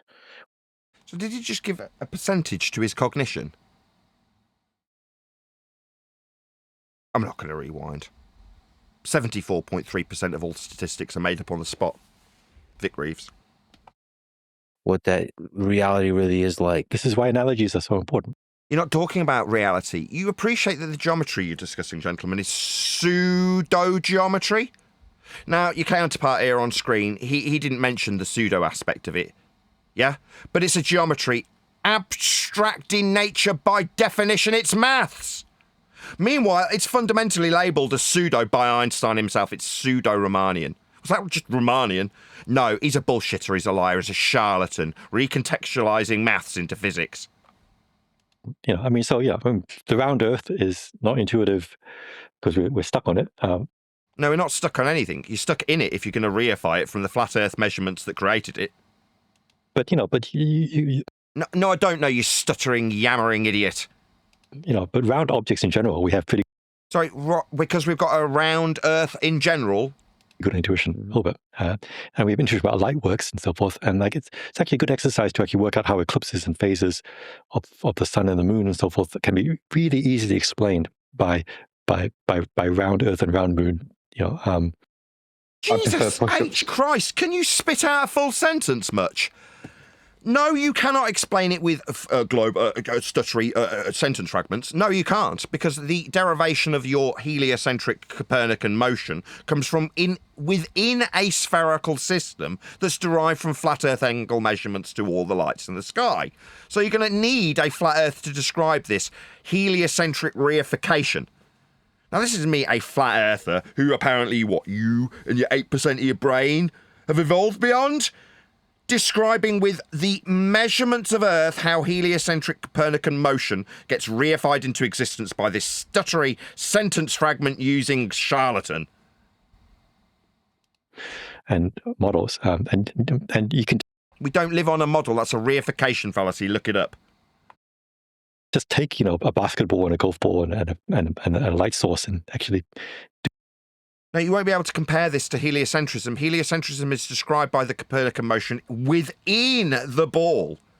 So this stupid nonsense of reification and then comparing a, fourth dimensional system with a golf ball? Where's the fourth dimensional time in Einstein's geometry that you're discussing when you hold up your frigging golf ball? Oh, it doesn't exist within the pseudo-Riemannian bent space-time geometry that you're reifying and then describing with a golf ball. All right. That's kind of weak, gentlemen. Meanwhile, your golf ball description mathematically takes place in the golf ball, not on the golf ball. Why is it I'm having to correct these two wankers? I'm a flat earther who's just been demeaned as having been evolved beyond by these two tosspots. Yet I'm having to break down their own heliocentric reification into the flat plane. That's the equatorial plane. Look it up, gentlemen, you're a pair of spastics. How dare you demean me as being something you've evolved beyond when you don't even understand the plane of reference inside your frigging golf ball for comparison. What a pair of dicks! Was this the general reaction you were hoping for? I'm asking this. A little bit more anger and disdain. A bit more. You want me to ham it up a bit more? I'll throw some more gasoline on the fire if you want. If you want to get a little bit more angry. In a way, they're acknowledging that they have to know it's flat to assert their nonsense. No, they're not. I disagree. If he says on the golf ball, he is not acknowledging the asymptotically flat plane of the universe in the reference that Copernican motion in an orbit would utilize, aka the flat asymptotically plane that dissects or bifurcates the golf ball in his example. That's the plane of reference that he's not acknowledging, and you're saying, well, he must acknowledge it. That's not going to make me more angry. It's going to make me correct you, because he's not. He said on the golf ball, didn't he? No. He said we've evolved from these flat earthers, right? So that's your plane of reference. Oh. Now you're going. He didn't say revolved. He said evolved, not revolved. Unless I'm evolved. That's what I said. Evolved. Yeah. We'll discuss this later. So the intuition is there, but yeah, you have to transfer it. That is a big leap intellectually for us to go from flat to round Earth, because our life is mostly lived in flatland. Yeah. To load that information, and we're all take it for granted. We take so many things for granted because science has established a lot of evidence for this kind of thing. But we're in a. Does this guy just sound retarded to me? Like slow? Does he just sound like a retard? Is it just me?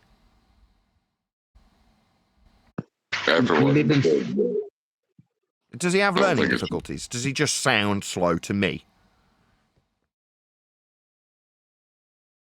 I don't want to tar him with too harsh of a brush. To me, this man sounds like a retard. A slow-talking dumbass who doesn't know what the hell he's babbling about, constantly covering his lying mouth as he babbles about something he hasn't got a clue about.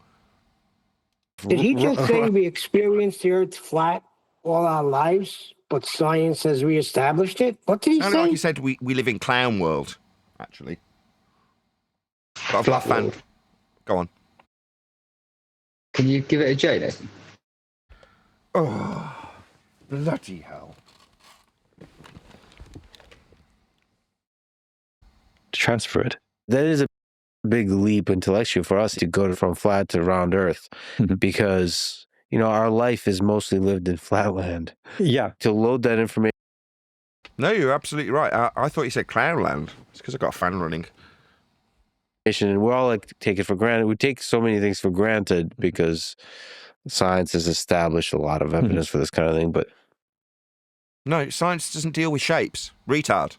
Yeah? Science deals with cause and effect, phenomena established through observation in the physical and natural world. So, no, it doesn't offer any of this evidence for shapes. You know, we're on a round rock. What, Nathan? Flying through space. Yeah. It's a baseless assertion fallacy. Go ahead. To clarify, though, what he's effectively saying there is, yeah, we experience the world as flat, and intellectually it's a big leap to go to heliocentrism, but it's okay because we have the science behind it. Exactly. Yeah? Yeah, I got that. It's a big leap, and you have to take a chain of those leaps the more and more we progress. Right.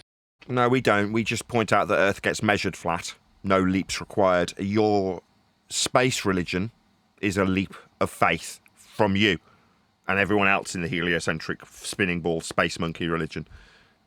Yeah, so modern science is maybe, again, a victim of its own success. Well, that's what he's describing. Yeah, he's to admitting that. More accurate, it has to move further and further away from your initial intuition. And so for someone who hasn't gone through the whole process of science education, it looks more and more suspicious because of that.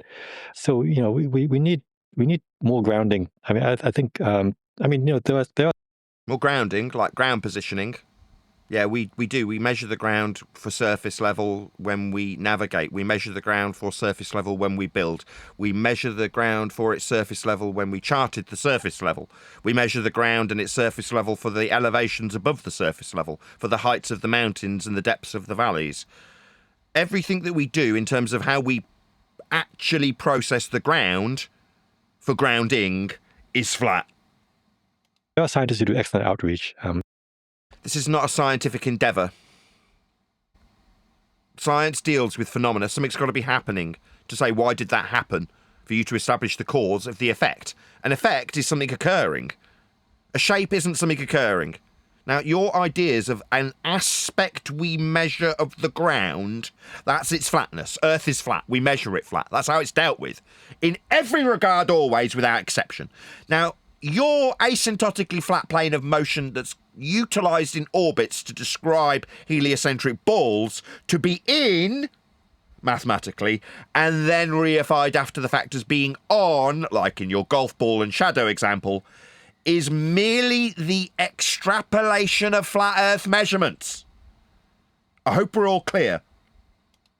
But there's lots of science things that you can do at home.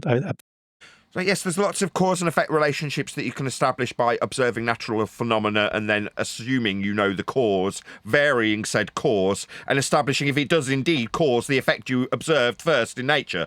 Being at home is irrelevant. Establishing the cause of a natural phenomena is what science is. The location of its process is irrelevant. Now, I would expect a bullshitter to suggest that you can do science at home. It matters not where I do it. I could do it on a boat. I could do it whilst on an aeroplane. It doesn't matter where I do it so long as I vary and manipulate that which I assume causes a natural phenomena. And after variation of presumed cause, the phenomena occurs. I've done science. Now, equally, if I vary said presumed cause and it doesn't cause the phenomena I first observed in nature, I've still done science. I affirm my null, also known as a zero difference result. I went through it earlier after you suggested that you'd evolved beyond flat earthers. By the way, I had to explain it because you two bullshitting charlatans suggested that maths was science when talking about theory incorrectly. Just so we're clear why I had to go through what science actually is. After being demeaned by you two wankers. There's lots of YouTube videos. I did a YouTube video recently of Grant Sanderson. We talked about this earlier. That how the ancient Greeks were able to measure things like the distance to the moon, distance to the Earth, and using techniques that you could also replicate yourself. It doesn't all have to be like fancy space telescopes and very intimidating mathematics. Yeah, that's. Sorry, was that like a baseless assertion fallacy? Because we seem to be going back to the host asking you a new question because you said that this was easy and it doesn't involve telescopes. Yeah, telling me what it doesn't involve doesn't tell me what it does involve. I mean, we could talk about thousands of years ago measuring sticks and shadows. That would be elevation angle measurements to the sun off a flat Earth. that are suggested to prove we're on a ball, but you didn't actually give us anything beyond your baseless assertion and what it wouldn't involve. So it doesn't involve space telescopes from home. Okay, that's nice. What does it involve? Will it be flat Earth elevation angle measurements to the sun? Will it be sticks and shadows and the angles off a flat plane? I'm pretty sure that's what we've got to date. I highly recommend that. I believe you give a lecture and you'll... I recommend that. I believe that. That's a sentence fragment. Give him 1.5 million views. Also did an incredible video with Grant. It's a beautiful experience to try to put yourself in the mind of a person from that time, shrouded in mystery. Right. You know, you're like on this planet, you don't know. So it's a wonderful thing to put yourself, that's called empathy, right? To picture what you would be feeling if you were them. So it's a beautiful thing, empathy. Right, okay, let's just break down this sentence stuttery fragment of nonsense. To go to their position where they don't know, cut to a picture of someone drawing a circle on a blackboard. This is nonsense. Let's just be clear. This is garbage, and that's why it has 1.5 million views, subscribers. Because people like nonsense. Yet this stuttery idiot talking crap, people think that they're smarter than him. That must be the only reason why he's got 1.5 million views, because he makes people feel better about themselves. Oh, the shape of it, the size of it. You see some stars, you see some things, and you try to like look. You see some stars, you see some things. 1.5 million subscribers. Me, I've got to have a second job. Me, I can accurately describe what this guy's waffling on about when he gives you a vague idea of a notion or a concept, same with his guest. Localize yourself in this world. Yeah. And try to make... I'm going to localize myself. And I can only be where I am, you stupid retard. Localize myself? How the hell am I going to do that? Did I delocalize myself when my spirit left my frigging body? No, that didn't happen. I don't need to localize myself, you stupid nonsense waffling retard. Make some kind of general statements about distance to places. Change your perspective. Really? Distance? What, linear in nature? Flat Earth proving? Distance will always prove a flat Earth, sir. Isn't this nonsense cockwaffle about fourth dimension and pseudo-Riemannian space-time bending? That's where you started out in this edited video. Perspective is really important. You say travel broadens the mind. This is intellectual travel. You know, put yourself... Sorry, intellectual travel? Sounds like the nonsense waffle of a bullshitter to me. Intellectual travel, is it different to getting in a car? Like, do I have to project astrally? Notice how I sarcastically use my spirit leaving my body. Now this guy's actually saying that. Yeah, when I say it, it's absurd. When he says it, it's, oh, yeah, that's not the long, yeah. Intellectual travel that we're taking. Yeah. Right? It's Imagineering. He's an Imagineer. Do we jump on the Imagination Land Fun bus for this travel? Yeah, we're going to get on the Imagination Land Fun bus for this imaginary intellectual travel that we'll be taking. In the mind of the ancient Greeks or some other... Oh, sorry, the ancient Greeks, they measured Earth flat with elevation angles to the sun. We mentioned them earlier. Person, some other time period. Make hypotheses, spherical cow. No, they weren't making a hypothesis. A hypothesis is the establishment of a suppositional causal influencer based on the observation of a natural phenomena you want to know the cause of. It's an if and then statement. If A, that's your suppositional causal influencer, then B, your naturally occurring phenomena that you want to know the cause of. That's a hypothesis. I can summarise it quite consistently, with good consistency, on a live stream. These two tossers will just lie to you about what maths isn't when they use these words incorrectly, like hypothesis. House, whatever, speculate. So I thought we were formulating a hypothesis, and now it's been stuttered into a speculation by this bullshitting charlatan for 1.5 million subs to soak up. No, there's no speculation beyond the suppositional causal influence that I just so accurately detailed when formulating actual hypotheses. And this is what mathematicians do. And oh, really? When we're dealing with the physical and natural world, it's what mathematicians do. No, they deal in only the abstract concept of mathematics. Physicists deal with the physical and natural world when formulating a hypothesis. Some other, sort of artists do, actually. It's just incredible that given the extreme constraints, you could still say very powerful things. So what constraints were they, specifically? And given that you've said that it's constraints, not a constraint, I'd like to know that more than one of them. What two, at least, constraints are they, and how powerful are these constraints? You're just making shit up, mate.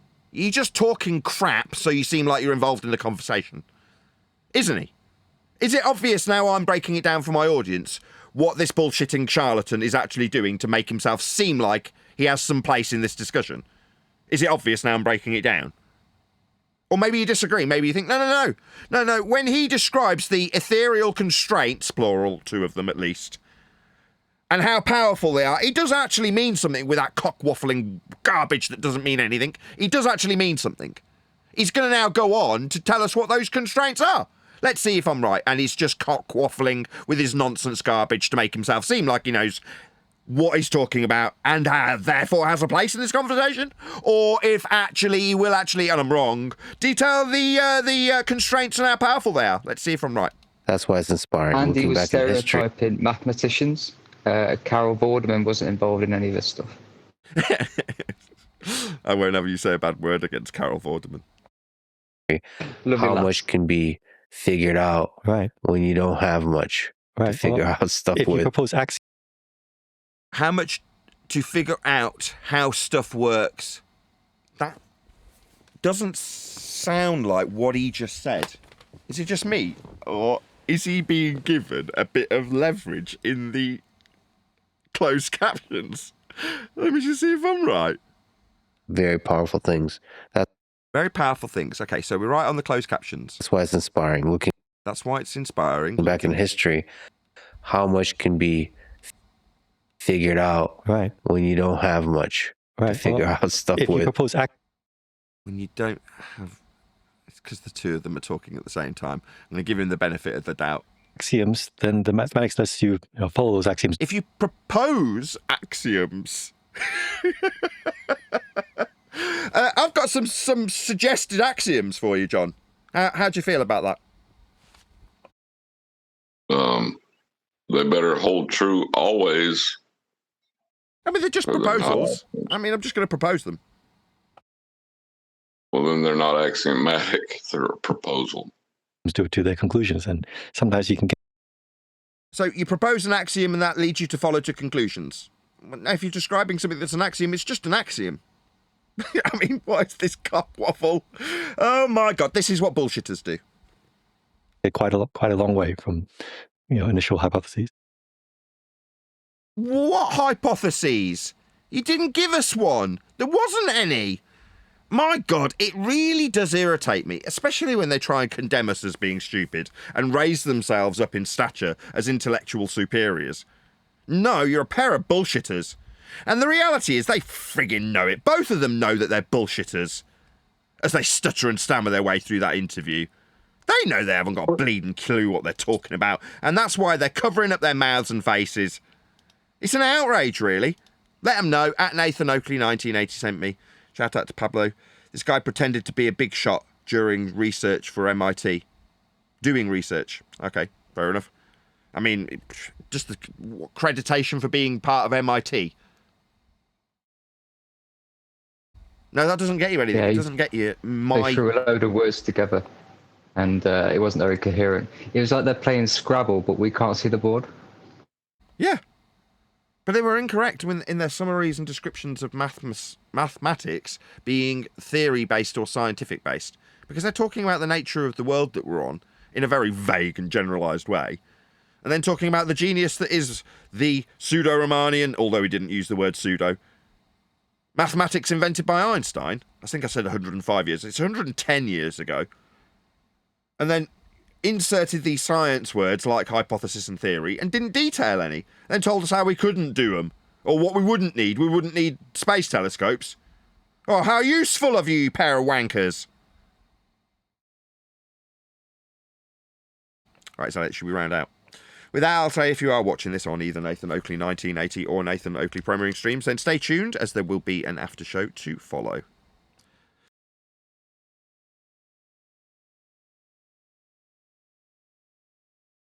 I was hoping he'd get back in time to hear that and then think we were been talking about him the whole time.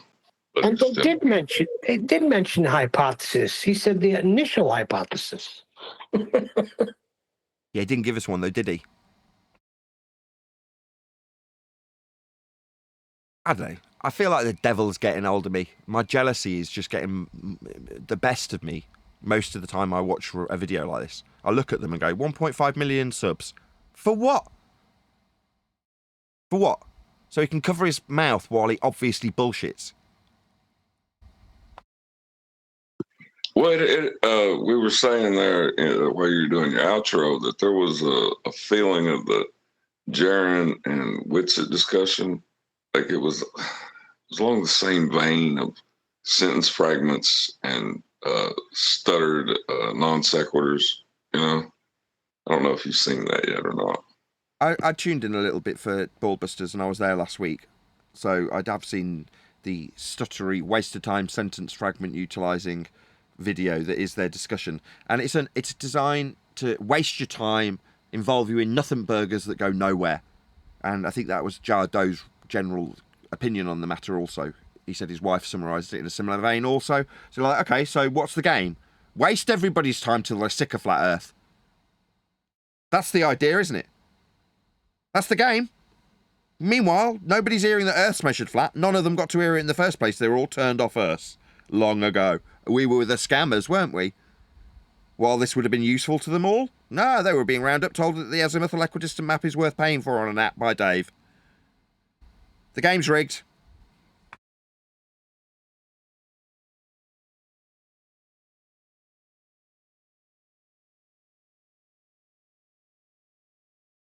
Yeah, I remember when Dave Weiss said that. Yeah, we won't be watching Nathan Oakley. Well, thanks for tuning in to Ballbusters on Saturday. It was mighty white of you. Nobody told me we had Ballbusters. Nobody told me. I did. Master B every hour. I'm not And I keeping an eye on mentioned Master it. B. I got a lot on. I was actually going to ask, is there any chance anybody can bosh me out a thumbnail for today's show? I've got so much to do. I just don't want the same fourth day in a row with the same crappy, boring thumbnail. Not that there's anything wrong with the quad pole flat Earth debate logo, but That's you know how what I mean? well Q. Hold on, that's how well QE knows you. He said you're probably going to come in the chat and say, "Oh, we had Ballbusters last week, so I didn't think there was going to be one this week." That's exactly what I Cookie said. player. I know. No, that is verbatim what I said. Demonstrating that he never listens to any of us, no matter what. How does that demonstrate that? No, that's it. To use that as an excuse demonstrates that you've not listened to any of us. Repeatedly make the same joke, even.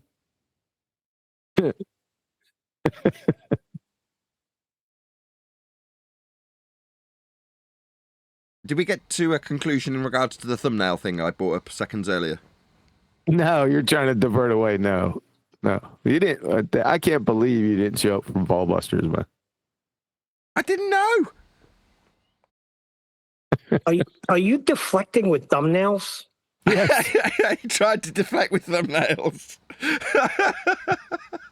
If you're going to ignore the question, you have to do it properly. Sputter a sentence fragment and then make a non sequitur. I didn't do the Ballbusters was starting on next Saturday. Will be Ballbusters.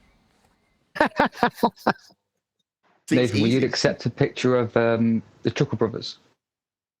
I love the Chuckle Brothers. I've got very fond memories. You're not trying to ruin them for me, are you? Please don't say that. No, I have too. Okay, so we won't share their name with these two then. I understand that. Let's not ruin the Chuckle Brothers. There's something very wholesome about those two old geezers.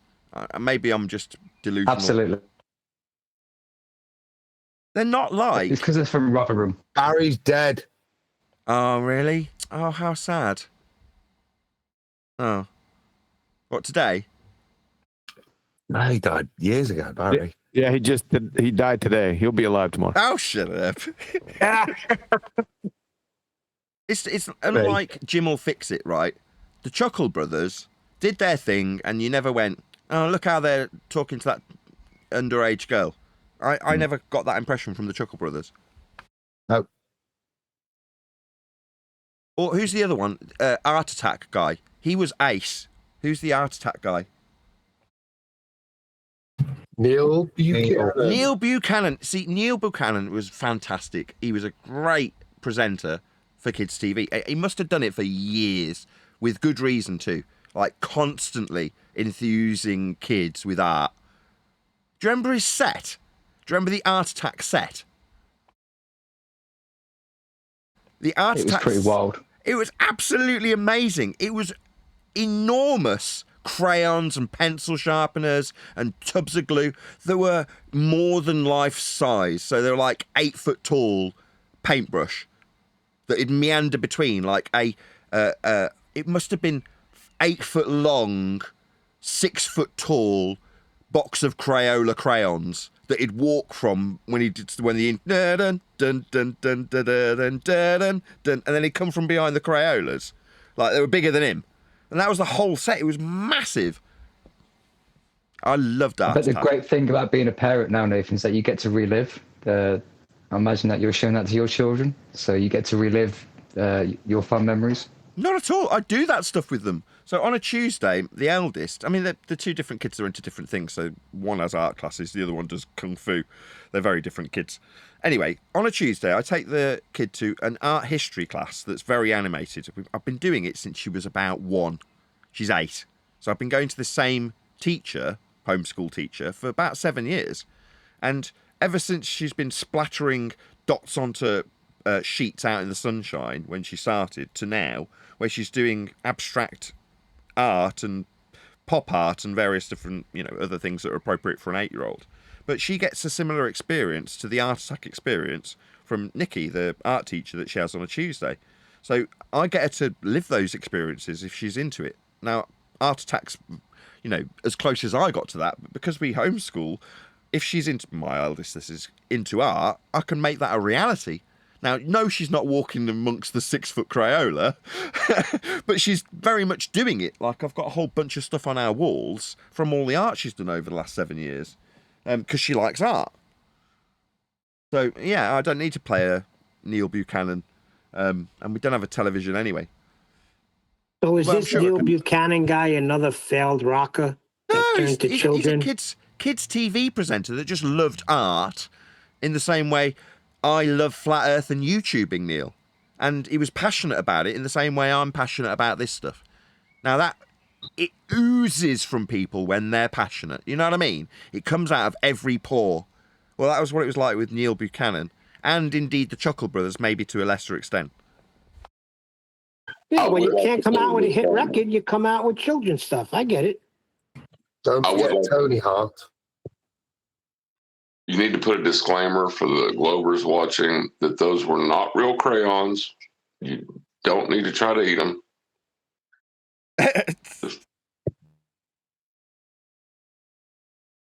Doesn't Keith Richards have a children's show? Yeah, but he made it. Hold on. Wait a second. He made it first. Ringo Starr was successful first before he did the Choo Choo Train show. These guys are just like the guy from Blue's Clues. He couldn't make it in rock. So, listen, I give him credit. He made a successful children's show. But it's because he failed in rock. Would Cannonball be a bit more appropriate, Nathan? Gordon was very unhappy with the Fat Controller. Come on, Thomas, let's go. Yeah, but Ringo Starr was a famous Beatle. You didn't have to resort to it. Famous what? You gotta make it first. Famous Beatle? What's that? Ringo was great on Thomas the Train. And then Let's not George get into Carlin. Ringo Starr. Change the subject. I love that Fat Controller. Shut up, Neil. That's exclusive. You don't get to say that. Sorry, you're a shill. Are you a shill? Shush. Are you a shill, Guns of the Navarone? No, but I'm tired of Neil being a hypocrite. Sons of Navarone, shill or not a shill? We got to take a vote. Did it with Nathan. We came up with maybe. We don't know yet. Oh my God. Just drop it already. Or I'll bring out the big guns. Okay, bring out the big guns. You have been saying that Jiren got paid $500,000 to flip. Did you now, not I read tried the to bring it to chat? Ball Busters, and I was told it's false information. Oh my God. Did you read the chat? I made a mistake. I found out it was 50 grand, not 500,000. That was my mistake. I said 500,000. I kind of was exaggerating there, but it was 50 grand. And that's the honest to God truth. What a cheap You show hole. the receipt. And I'm not a shill. I can't help it. The situation that I was in, I work for the government. I have lots of friends that maybe you would call a shill, you know, like people that work in the government or are retired. But I'm not a shill. Just because I worked in that area for 37 years doesn't make me a shill. I'm a flat earther. I want the truth. Sorry, just on a different I subject. confronted those guys just for the about the recording, chemtrails. Guns. Can you say, I am not a crook? I'm not a crook. No, you. Okay, Dick. I am not a crook. I've earned every penny that I get. I've earned it. There's no handouts, no shill money, no troll money, nothing. I found but you anyone guys can through come on and say what you're Mathboyland. saying without a receipt. There's no evidence to back what you're saying, mate. So Nathan, we just I'm take it with a sorry, pinch of salt. I'm talking here for a second. Hello? Nathan, Yeah. I found you through Mathboyland. He like wouldn't be over very 10 happy years with ago. you calling him that, but fine. Okay, I'll mute. I think I'm interfering with you guys. Sorry. Well, after he proves that he's not No, a shill, Guns, you're hilarious. after he proves he's not a shill, I want him to prove he's not crazy also. Listen, I'm not involved with the mafia. I only hung out with the guys. But, you know, it has nothing to do with me.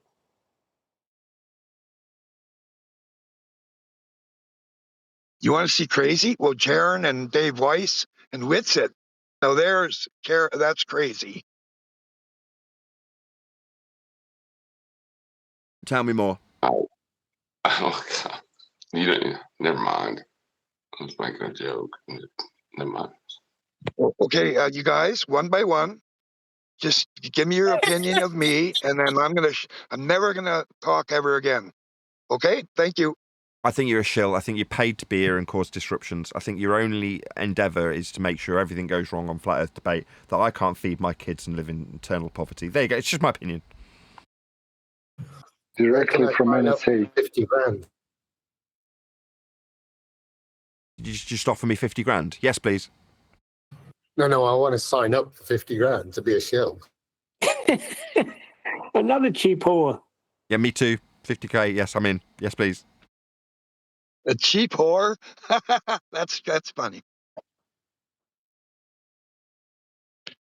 Hey, Anyhow, I'm legit. I'm not going to disrupt. Hey, you guys, I won't disrupt the show anymore because you think I'm disrupting it on purpose.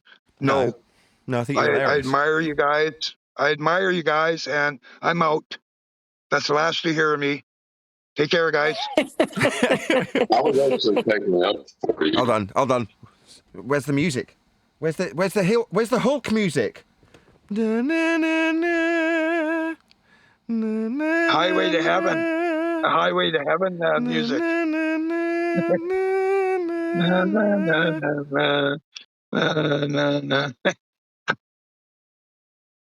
Anyway, no, seriously, I enjoy the show. I kind of botched things up here, interfering with everything, and I'm really sorry. I didn't do it on purpose. Nobody's paying me to do anything. I just get excited when I come in here and talk to you guys. I'm sorry. Yeah, no need to Forgive apologize. Me too. Okay, take care, you guys. Bye-bye. Where you going? That's not fair, man. Like I was defending you by saying, no, you got to prove that you're not crazy. You know, like prove you're not a shill. You don't have to do that. The burden is not on you to prove you're not something. It's absurd. Hold on. Are you saying I've got to prove he is a shill? That seems outrageous. Can't I just make a baseless assertion and throw it in his general direction and make him defend his position? That seems much more fair. No, he's got to prove his claim that Jiren received 50k. Well, that's my only point. If you're He's going to claiming say he's it, you not got a to prove shill. it. He's claiming he isn't. So surely the onus is on him. Yeah, the onus is on me. The thing is I just so happen to have 4 retired Air Force friends. I have a cousin You in threatening me? Hollywood. You threatening That's me? all true, and I can't help that. I was born with these relatives and friends. Like I can't, I can't change that. I can't change that. I know 100,000 Masons. That's not my fault. I'm That's not a not a Mason. receipt. That's not the receipt of the 50K that Jiren received. You're making a Okay, I'll positive send you guys. claim. Okay, I'll dox the person that told the person that told the person. If I dox him, I'm dead. I'll tell you right now. I'm being serious. Or just meet him in a cafe where the cameras are pointing. I'll be honest. dead. I'm willing Yep. for you to take that risk. You can't dox people when they're involved with this shit. Bad things happen. What do you need? You can have And my that's the permission. honest God I'll truth. give you permission. How's that? No, I swear to God. Everybody, they all know me. They know I come here. They're watching me all the time. I get So you're saying you're not a shill, but you know shills, right? Not a shill, but I'm being watched and monitored because I have a big mouth. That's why. No. Did the voices tell you that? But I wanted to say though, with Nathan, like he said, if he switched over, nobody would believe him. Do you want to bet? If you switched over and became rich, you know how many people would jump flat Earth for real? So what But is you'd it? have to do it. What qualities does Jiren have that when he spent 10 years telling people Earth's flat, when he says, Exactly. well, actually, Nothing. it could be a ball. What is it that gives him the quality to do that and it be accepted and debated about, and the ability for people to just say, why did you change your mind so quick? And things like that. Yeah.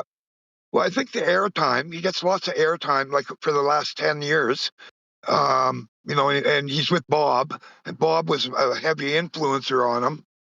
Like Bob's kind of the ringleader, as far as I know. And they all kind of got into it together, kind of.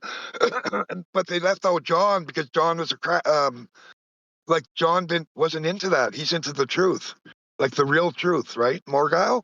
Like look how he ended up, and then look at the rest of the guys. They're all like well off. You know what I mean? Like, do you remember Jiren was complaining about he couldn't find a house, or they wouldn't let him move in, and he's having trouble with the wife. This is about 10 years ago. Then all of a sudden, look at him. Not all of a sudden, but I mean, the last 10, he gradually became well off. And so did Dave Weiss. And, Bob. Bob Nodell, I think he was already established beforehand. Dave Weiss already had money. Hold on. Dave Weiss That's what I'm already had saying. money. He was already established as well, but he'd made oodles and oodles on this app there. Like that's a no-brainer, right? And he's the worst, I think, out of all of them. He's worse than Jiren because he's still pretending to be a real earther, and he's giving all this disinformation. Like he's worse than Jiren. At least Jiren, he's pretending to be a baller. At least we know what the fuck he's doing. Pardon my language. We know what he's doing. With Dave Weiss, he still thinks he's like, king shit of the real earthers or whatever. Like, I don't know. At least Jiren, he said, "Oh, I'm going back to the ball," and there's nothing we can do about it. We just laugh at him, and he lost a lot of subscribers, but he's being paid. Do you think he cares? If he lost all that money that he was making, he's making good money. Like, if you lost 3/4 of your Patreons, you'd go broke, right? Look at him. He's thriving. Does that tell a story right there? Like that he's making good money? How do you know he's thriving? He says, Did he tell you? Like, what? Pardon me? Exactly, Craig. I'm sorry. How do you know he's I can't hear thriving? Did he tell you? What's that? Did he tell me? No. I observe observations. I can just observe, and all of a sudden he's got the best equipment, and he's going on all these trips. Like I think Duffy had a lot to do with this as well. Like they were planning that for probably who knows how long for this scam. Oh yeah, I want to mention that I had my cousin look at some of the videos from down there. He said they're edited right away. He told me edited, and there's some FX, some digital FX in there. That's what he told me, and he's been doing it for 30 years, right? 5 departments. So, the 24-hour sun, that's just BS.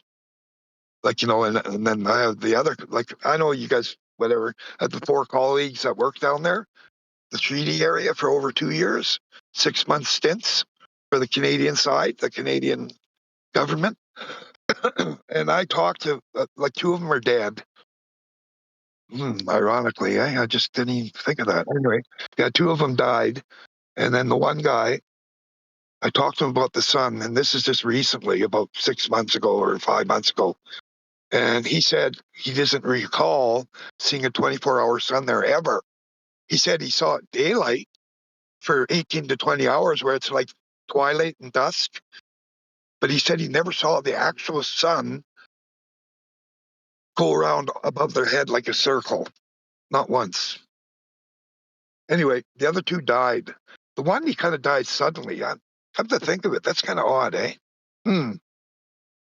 If he had seen it go around his head for 24 hours, what would that have proven? Nothing. Flat Earth.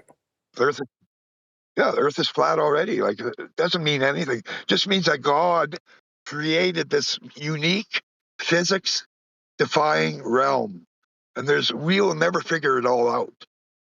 God is the ultimate. He created this for us to wonder. You know what I mean? Like, otherwise, if it was a flat Earth, then the sun did that. It wouldn't be flat. Like, no, I don't mean it that way. I mean, it's just unique. You just hung yourself. Say again. So if it didn't do that, it wouldn't be flat. No. Hey, guns. I'm trying to say that God made this. It's unique. Physics defying unique realm. Do you agree or not, Neil? I'm just more intrigued with the statement about if it does do what it did in Antarctica, it's not flat. End quote. You. Oh no, I'm sorry. It's flat no matter what.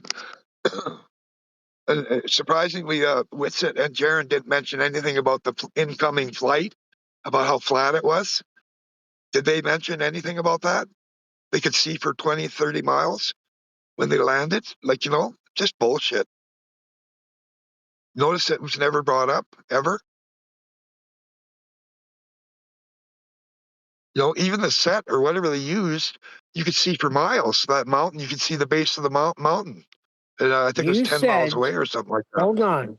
You said if the Earth was flat, then the 24-hour sun couldn't happen. No, I'm like, I got confused there. Like, you got to trust me. What I was saying, if that was going around there, Earth is already flat, okay? The Earth is flat. But that meant nothing, going around in a circle above their head. If it did, which it didn't. It was like 18 hours maybe at the max, maybe 20, where they could actually see the sun. And the rest is edited. Edited. Like my cousin, he saw kind of the splices where it happened. Anyway, you guys can believe what you want, but I know the whole thing was a farce anyway. You guys know that too. It's all it's a setup. They're making a documentary. It's going to be a mockumentary. You'll see. It'll be just worse than Beyond the Curve or whatever that movie was. It's going to be worse because they have a FX guy there helping them, whatever, making the movie or whatever, the documentary. They're going to just watch. They're going to slam us. They're going to slam the flat Earth hard in this next documentary. This was all planned. They'll try. Like, look what happened to Bob and Jiren. Like, they were called out right away after that documentary came out, but really didn't affect them.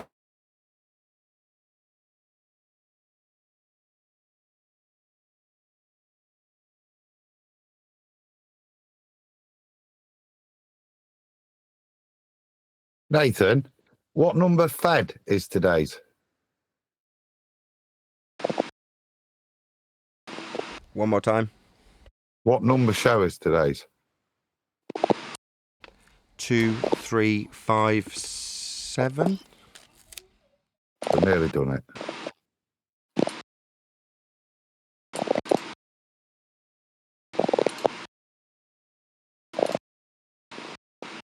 There's a guy in You don't Discord. have air conditioning. There's a guy in Discord So you don't have air One sec. conditioning in England. Just one sec. Just one sec. Lionel, you're off mute. Someone's had to serve and mute you because you're causing audio chaos in the recording. We're recording.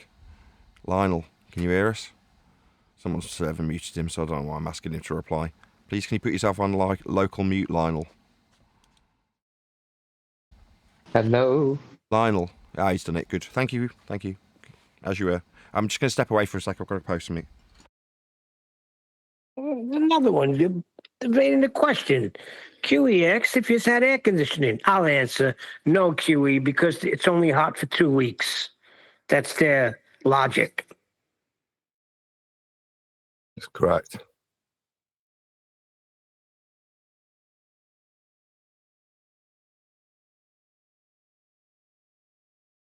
I've got it in the shop, but I've had to shut the shop. It's so hot. Why don't you just turn the air conditioner on? I put it on, but it's still not enough.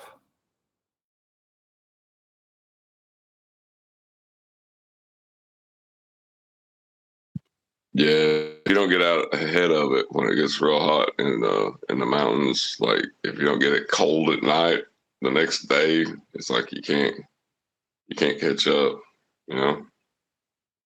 Well, mine is just too small. I got very high ceilings.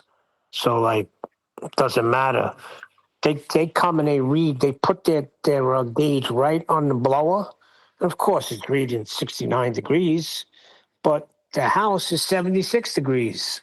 I have to keep all ceiling fans on with it. And it's somewhat comfortable. We'll put a drop-in ceiling for you there, Neil. You know, have the ceiling tiles come down. What do you say? No, that would destroy the whole look of the place. But the system is too small. My brother, that's what it is. First thing he said, this is the wrong unit for the size of your apartment. They shut my phone gets shut down. I just got it on again. Ah, jeez. I'm sick of this. People And it's shut hovering down over some me more. again. Sort of Should have shut never down. worked for the government. I should have never worked for the government. Like, you're fucking married to them for life. Yeah, certain No areas, swearing. like, you know. Pardon me. Like, if you're in security and all that, they never let you free. Like, you're always going to be surveyed, surveillance, or whatever, monitored all the time. And it's my fault that, like, I have a big mouth and this and that, but it's almost like at first I was testing the waters, and I can't even talk. I'm gonna have to stop talking.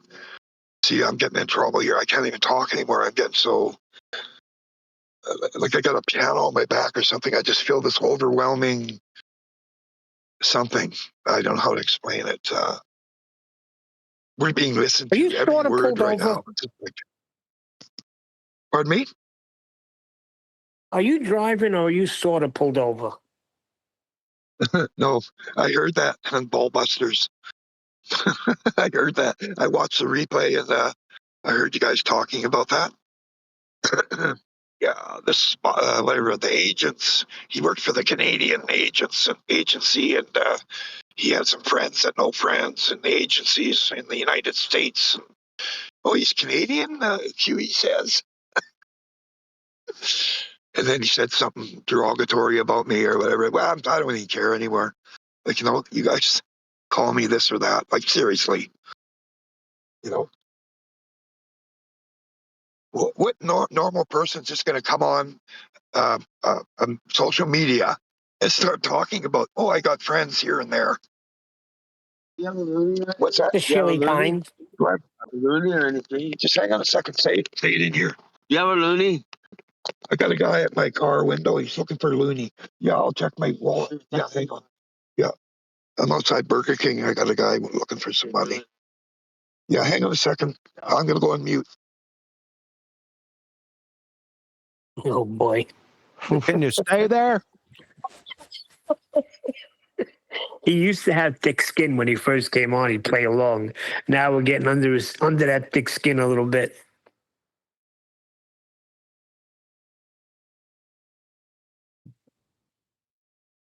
I just gave a panhandler. He wanted a loony. I'm sitting in out front Burger King again. My favorite spot. Anyway, I just gave a guy a loony. Like that's $1. If for the people that don't know, I think our money and I think in the UK we have the same size of money. I think like our coins. I think the US actually the US dimes and quarters and nickels are the same size as ours because they can be used in vending machines. The American coins, they're interchangeable. Back in the 80s, we had these things called slugs that we used to put in all Yeah, vending very well. machines. That was a big thing in the clubs. Yeah, get free cigarettes and stuff. Yeah, right. Used to use them for video games, laundry, anything that took quarters. We had the slugs. Yeah. Yeah, did you ever hear the one where they stick a string to it and then put it in, then pull it back out like a real coin? You've heard of that Yeah, one, right? all the dope fiends used to have all the payphones rigged like that. And Yeah. yeah, the end of the day they'd come and ching ching.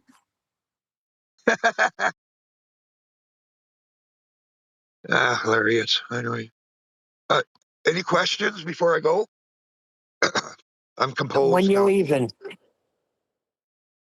No, I would listen to the show, but for a little while I have to go somewhere. But yeah, I have to go to 330 Broad Street.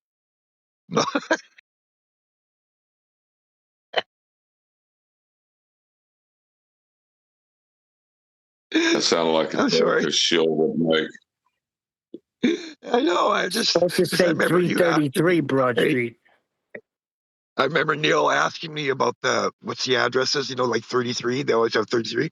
And I said, yeah, the lodge is 330 Broad Street, the lodge here. But I was just bullshitting. It's not, I just made up the number 33. I was just bullshitting about that. It's in an old church. I don't even know the address. It's like 19 something. It's an old cathedral kind of a church converted to a lodge.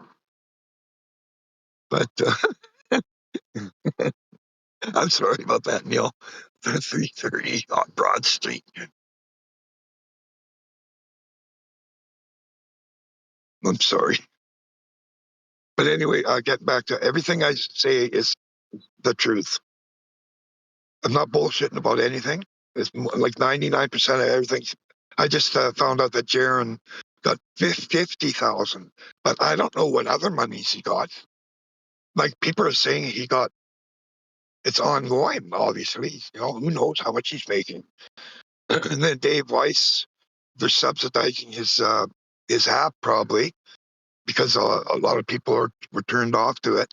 So he doesn't seem to be hurting. Like he's rich already, so he doesn't have to worry. One thing Jiren said the other day while we listened to the video that struck me, he was encouraging people to take the trip to Antarctica, and he said it's only $22,000. I was like, only $22,000? 21,000, yeah. I remember. Whatever. The way he made it sound like, it's just little withdrawal from the bank, and only 21 grand. 21 Well, grand. yeah, exactly. Just one of David As Weiss's if anyone posts. could go. Right. As if anybody could go, could afford it. Like, really. And he didn't pay for it anyway. He got everything paid for, the bastard. I don't know about Witsit. Is he hurting for money? Like, I don't know what's going on with Witsit.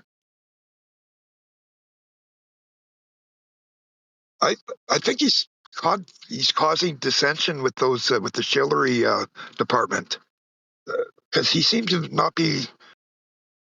be off kilter, maybe not getting paid or something, but something seems off with him, with his Shillery.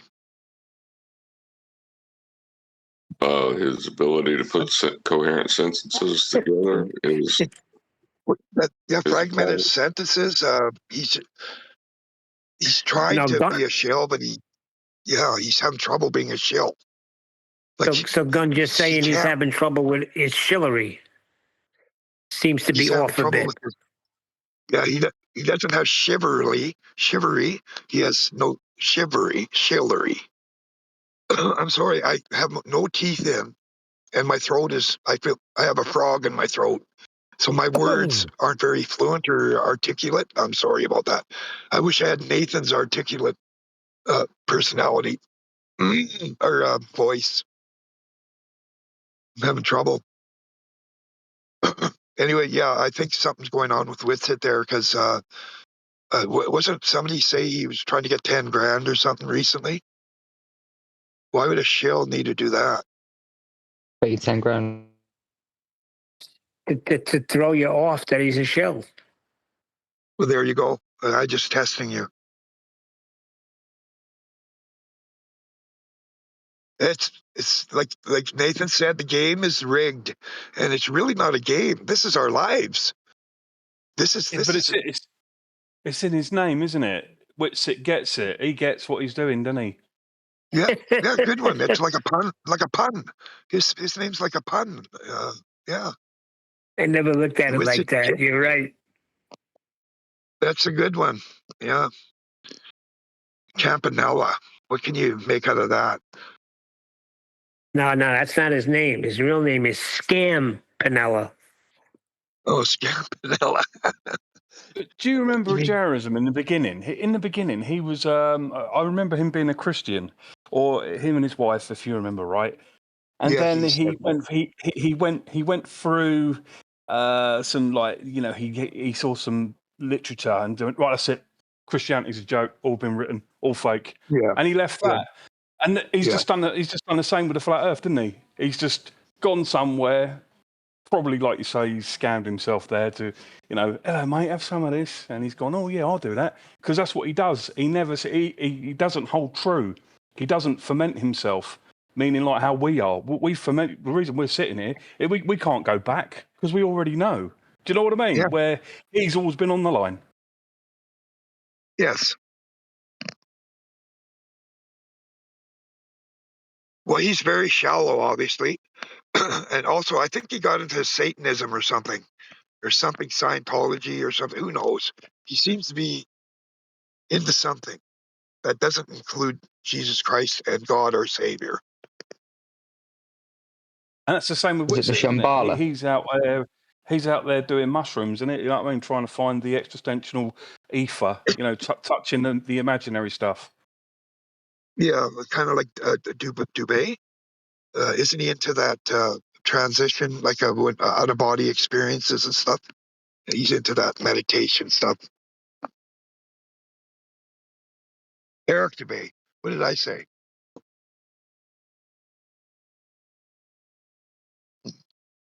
I watched a interview the other day, Eric Dubé. I think his most recent one. They were talking about shills and all that too. They brought, Eric was giving his opinion on. He had this. I forget the black guy. He has a black guy. Had an interview with him. You can look it up. His most recent one. And they talk about shills and how people are leery of Eric and this and that in his circle. In this other guy's circle, he's a smaller channel. I forget his name. And you guys can look it up. It's Eric Dubé. And it's pretty. It's Blacklight. That's the guy you talked to. Yeah, Blacklight. Yeah. Did you watch that? Anybody? Yes, I watched the whole. What do you think of that? What do you think of Eric? Well, See, I'm very well aware that he's called a bunch of people shills from the beginning, and pretty much he's been vindicated from the beginning. I mean, people exaggerate that he called everybody shills, but not really. He called Jiren a shill since day one, and he was talking. And he can prove it in his on his forum. He has Jiren try to go in there and try to be buddies with him, and he just called them out right then and there. And then you had to. Yeah. Jiren had to run with his little tail between his legs, because that's exactly what his job was. It seems like that was what he's doing with his job, but he also called out. He also called out. What's her name? That other woman that's with Strange World. Something Steer. I forgot what her name is. Patricia Sphere. He talked about her. Patricia Sphere. Patricia Sphere. He called her out for just being one of these people who've been like a plant, like just a straight up plant, because he went in detail from the beginning. But and he had a video out there, but it got taken down where he called everybody. Shills. Well, the one where he was character acting. He's pretending to be and all that. And Mark, that was hilarious. Yeah, there was a couple. What's interesting is people thought that he answered all the questions that the other guy had, which were curated from other people, but for the questions they had to him, and one was that he thought that he was a shill because he was would never. He's very hard. They would say that he's hard to find, hard to get a hold of. It just seems like he's not actually part of the community in that way. Yeah. And I think even RV Truth called him out, saying that he seems like he's always reading from a script. So even RV Truth is kind of skeptical of Eric DeBay. Yeah, he's kind of an appeaser, He's soft-spoken. He's just trying to appease people into believing everything he says. Like, he does have a lot of good stuff, but when you get into the Holocaust and all that stuff, then it's a different story. Or all right, change the subject. Don't got to bring it there. Oh yeah, you know what I mean. Okay, but meditation and the martial arts, the Asian arts, like the spiritual stuff. He's right into that stuff, like Hinduism and all that stuff. As far as I see, he doesn't believe in. He talks negatively about Christians or Catholics. I forget what one or the other. No, he thinks Jesus never existed, and the whole thing is. That's right. That's what I mean. Yeah. That's actually one of his most popular videos. Yeah, that's why I pretty much separate with Eric DeBay once he went down that road. I was like, that's it. Yeah, that was enough of that. Yeah, once you defy Christianity and God and creation, then you're like, he has a whole other theory. It's just way out there, But most of us believe in creation and God and Jesus and Lord, and most of us, right? Like most of the legitimate flat earthers, as far as I see. I don't know about that. Most of them believe that there's a creator, yeah. Oh, creator, yeah. Okay, like CC. He says creator. He says whether it's a guy or a girl, he always says something like that. CC, he's kind of he's a scatterbrain too. Is Nathan here? Yes. Nathan. Yeah, just got back. We doing a book today. Chris here from Westchester County, New York. Shut up, Nathan. Shut up. Are we doing the book today? Shut the fuck up. No, Nathan. Chewy. I'll tell you what. Hey, shut the fuck up. No swearing, please. Are you trying to be tough with me? Just ask you to be quiet while he asks be quiet for a minute so we can communicate. Yeah, I'm sorry, Chewy, but that means stop with that, talking. okay, please? Thank you. Have you done now so that we can just get a few words between us? Thank you. I'm out. Goodbye. I don't mind but a bit later on, it's still too hot now.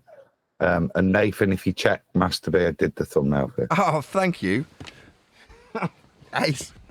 Thank you very much. He Adam Meekin, always working. What a guy. What a guy. What time you thinking? Do we go back to the scene of the crime?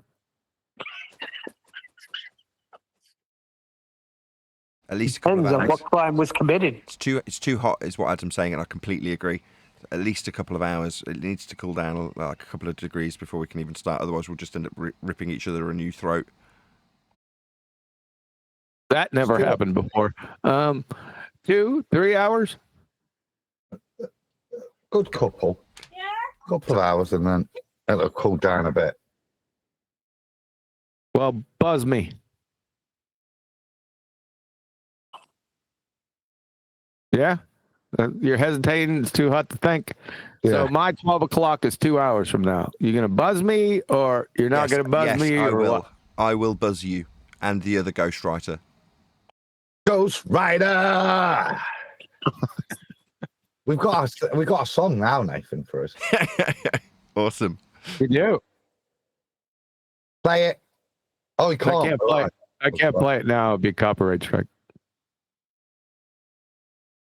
Okay, I'll round out because I do need to. I've got a few things to do, and that's just life. With that, I'm going to say another huge, massive, enormous thank you to both Discord and G Plus panels for making today's after show possible. And of course, a massive thank you to all of you for liking, commenting, sharing, subscribing, joining as a Nathan Oakley 1980 channel member, and all that good stuff. I've been Nathan Oakley, and I will see you all in the next video.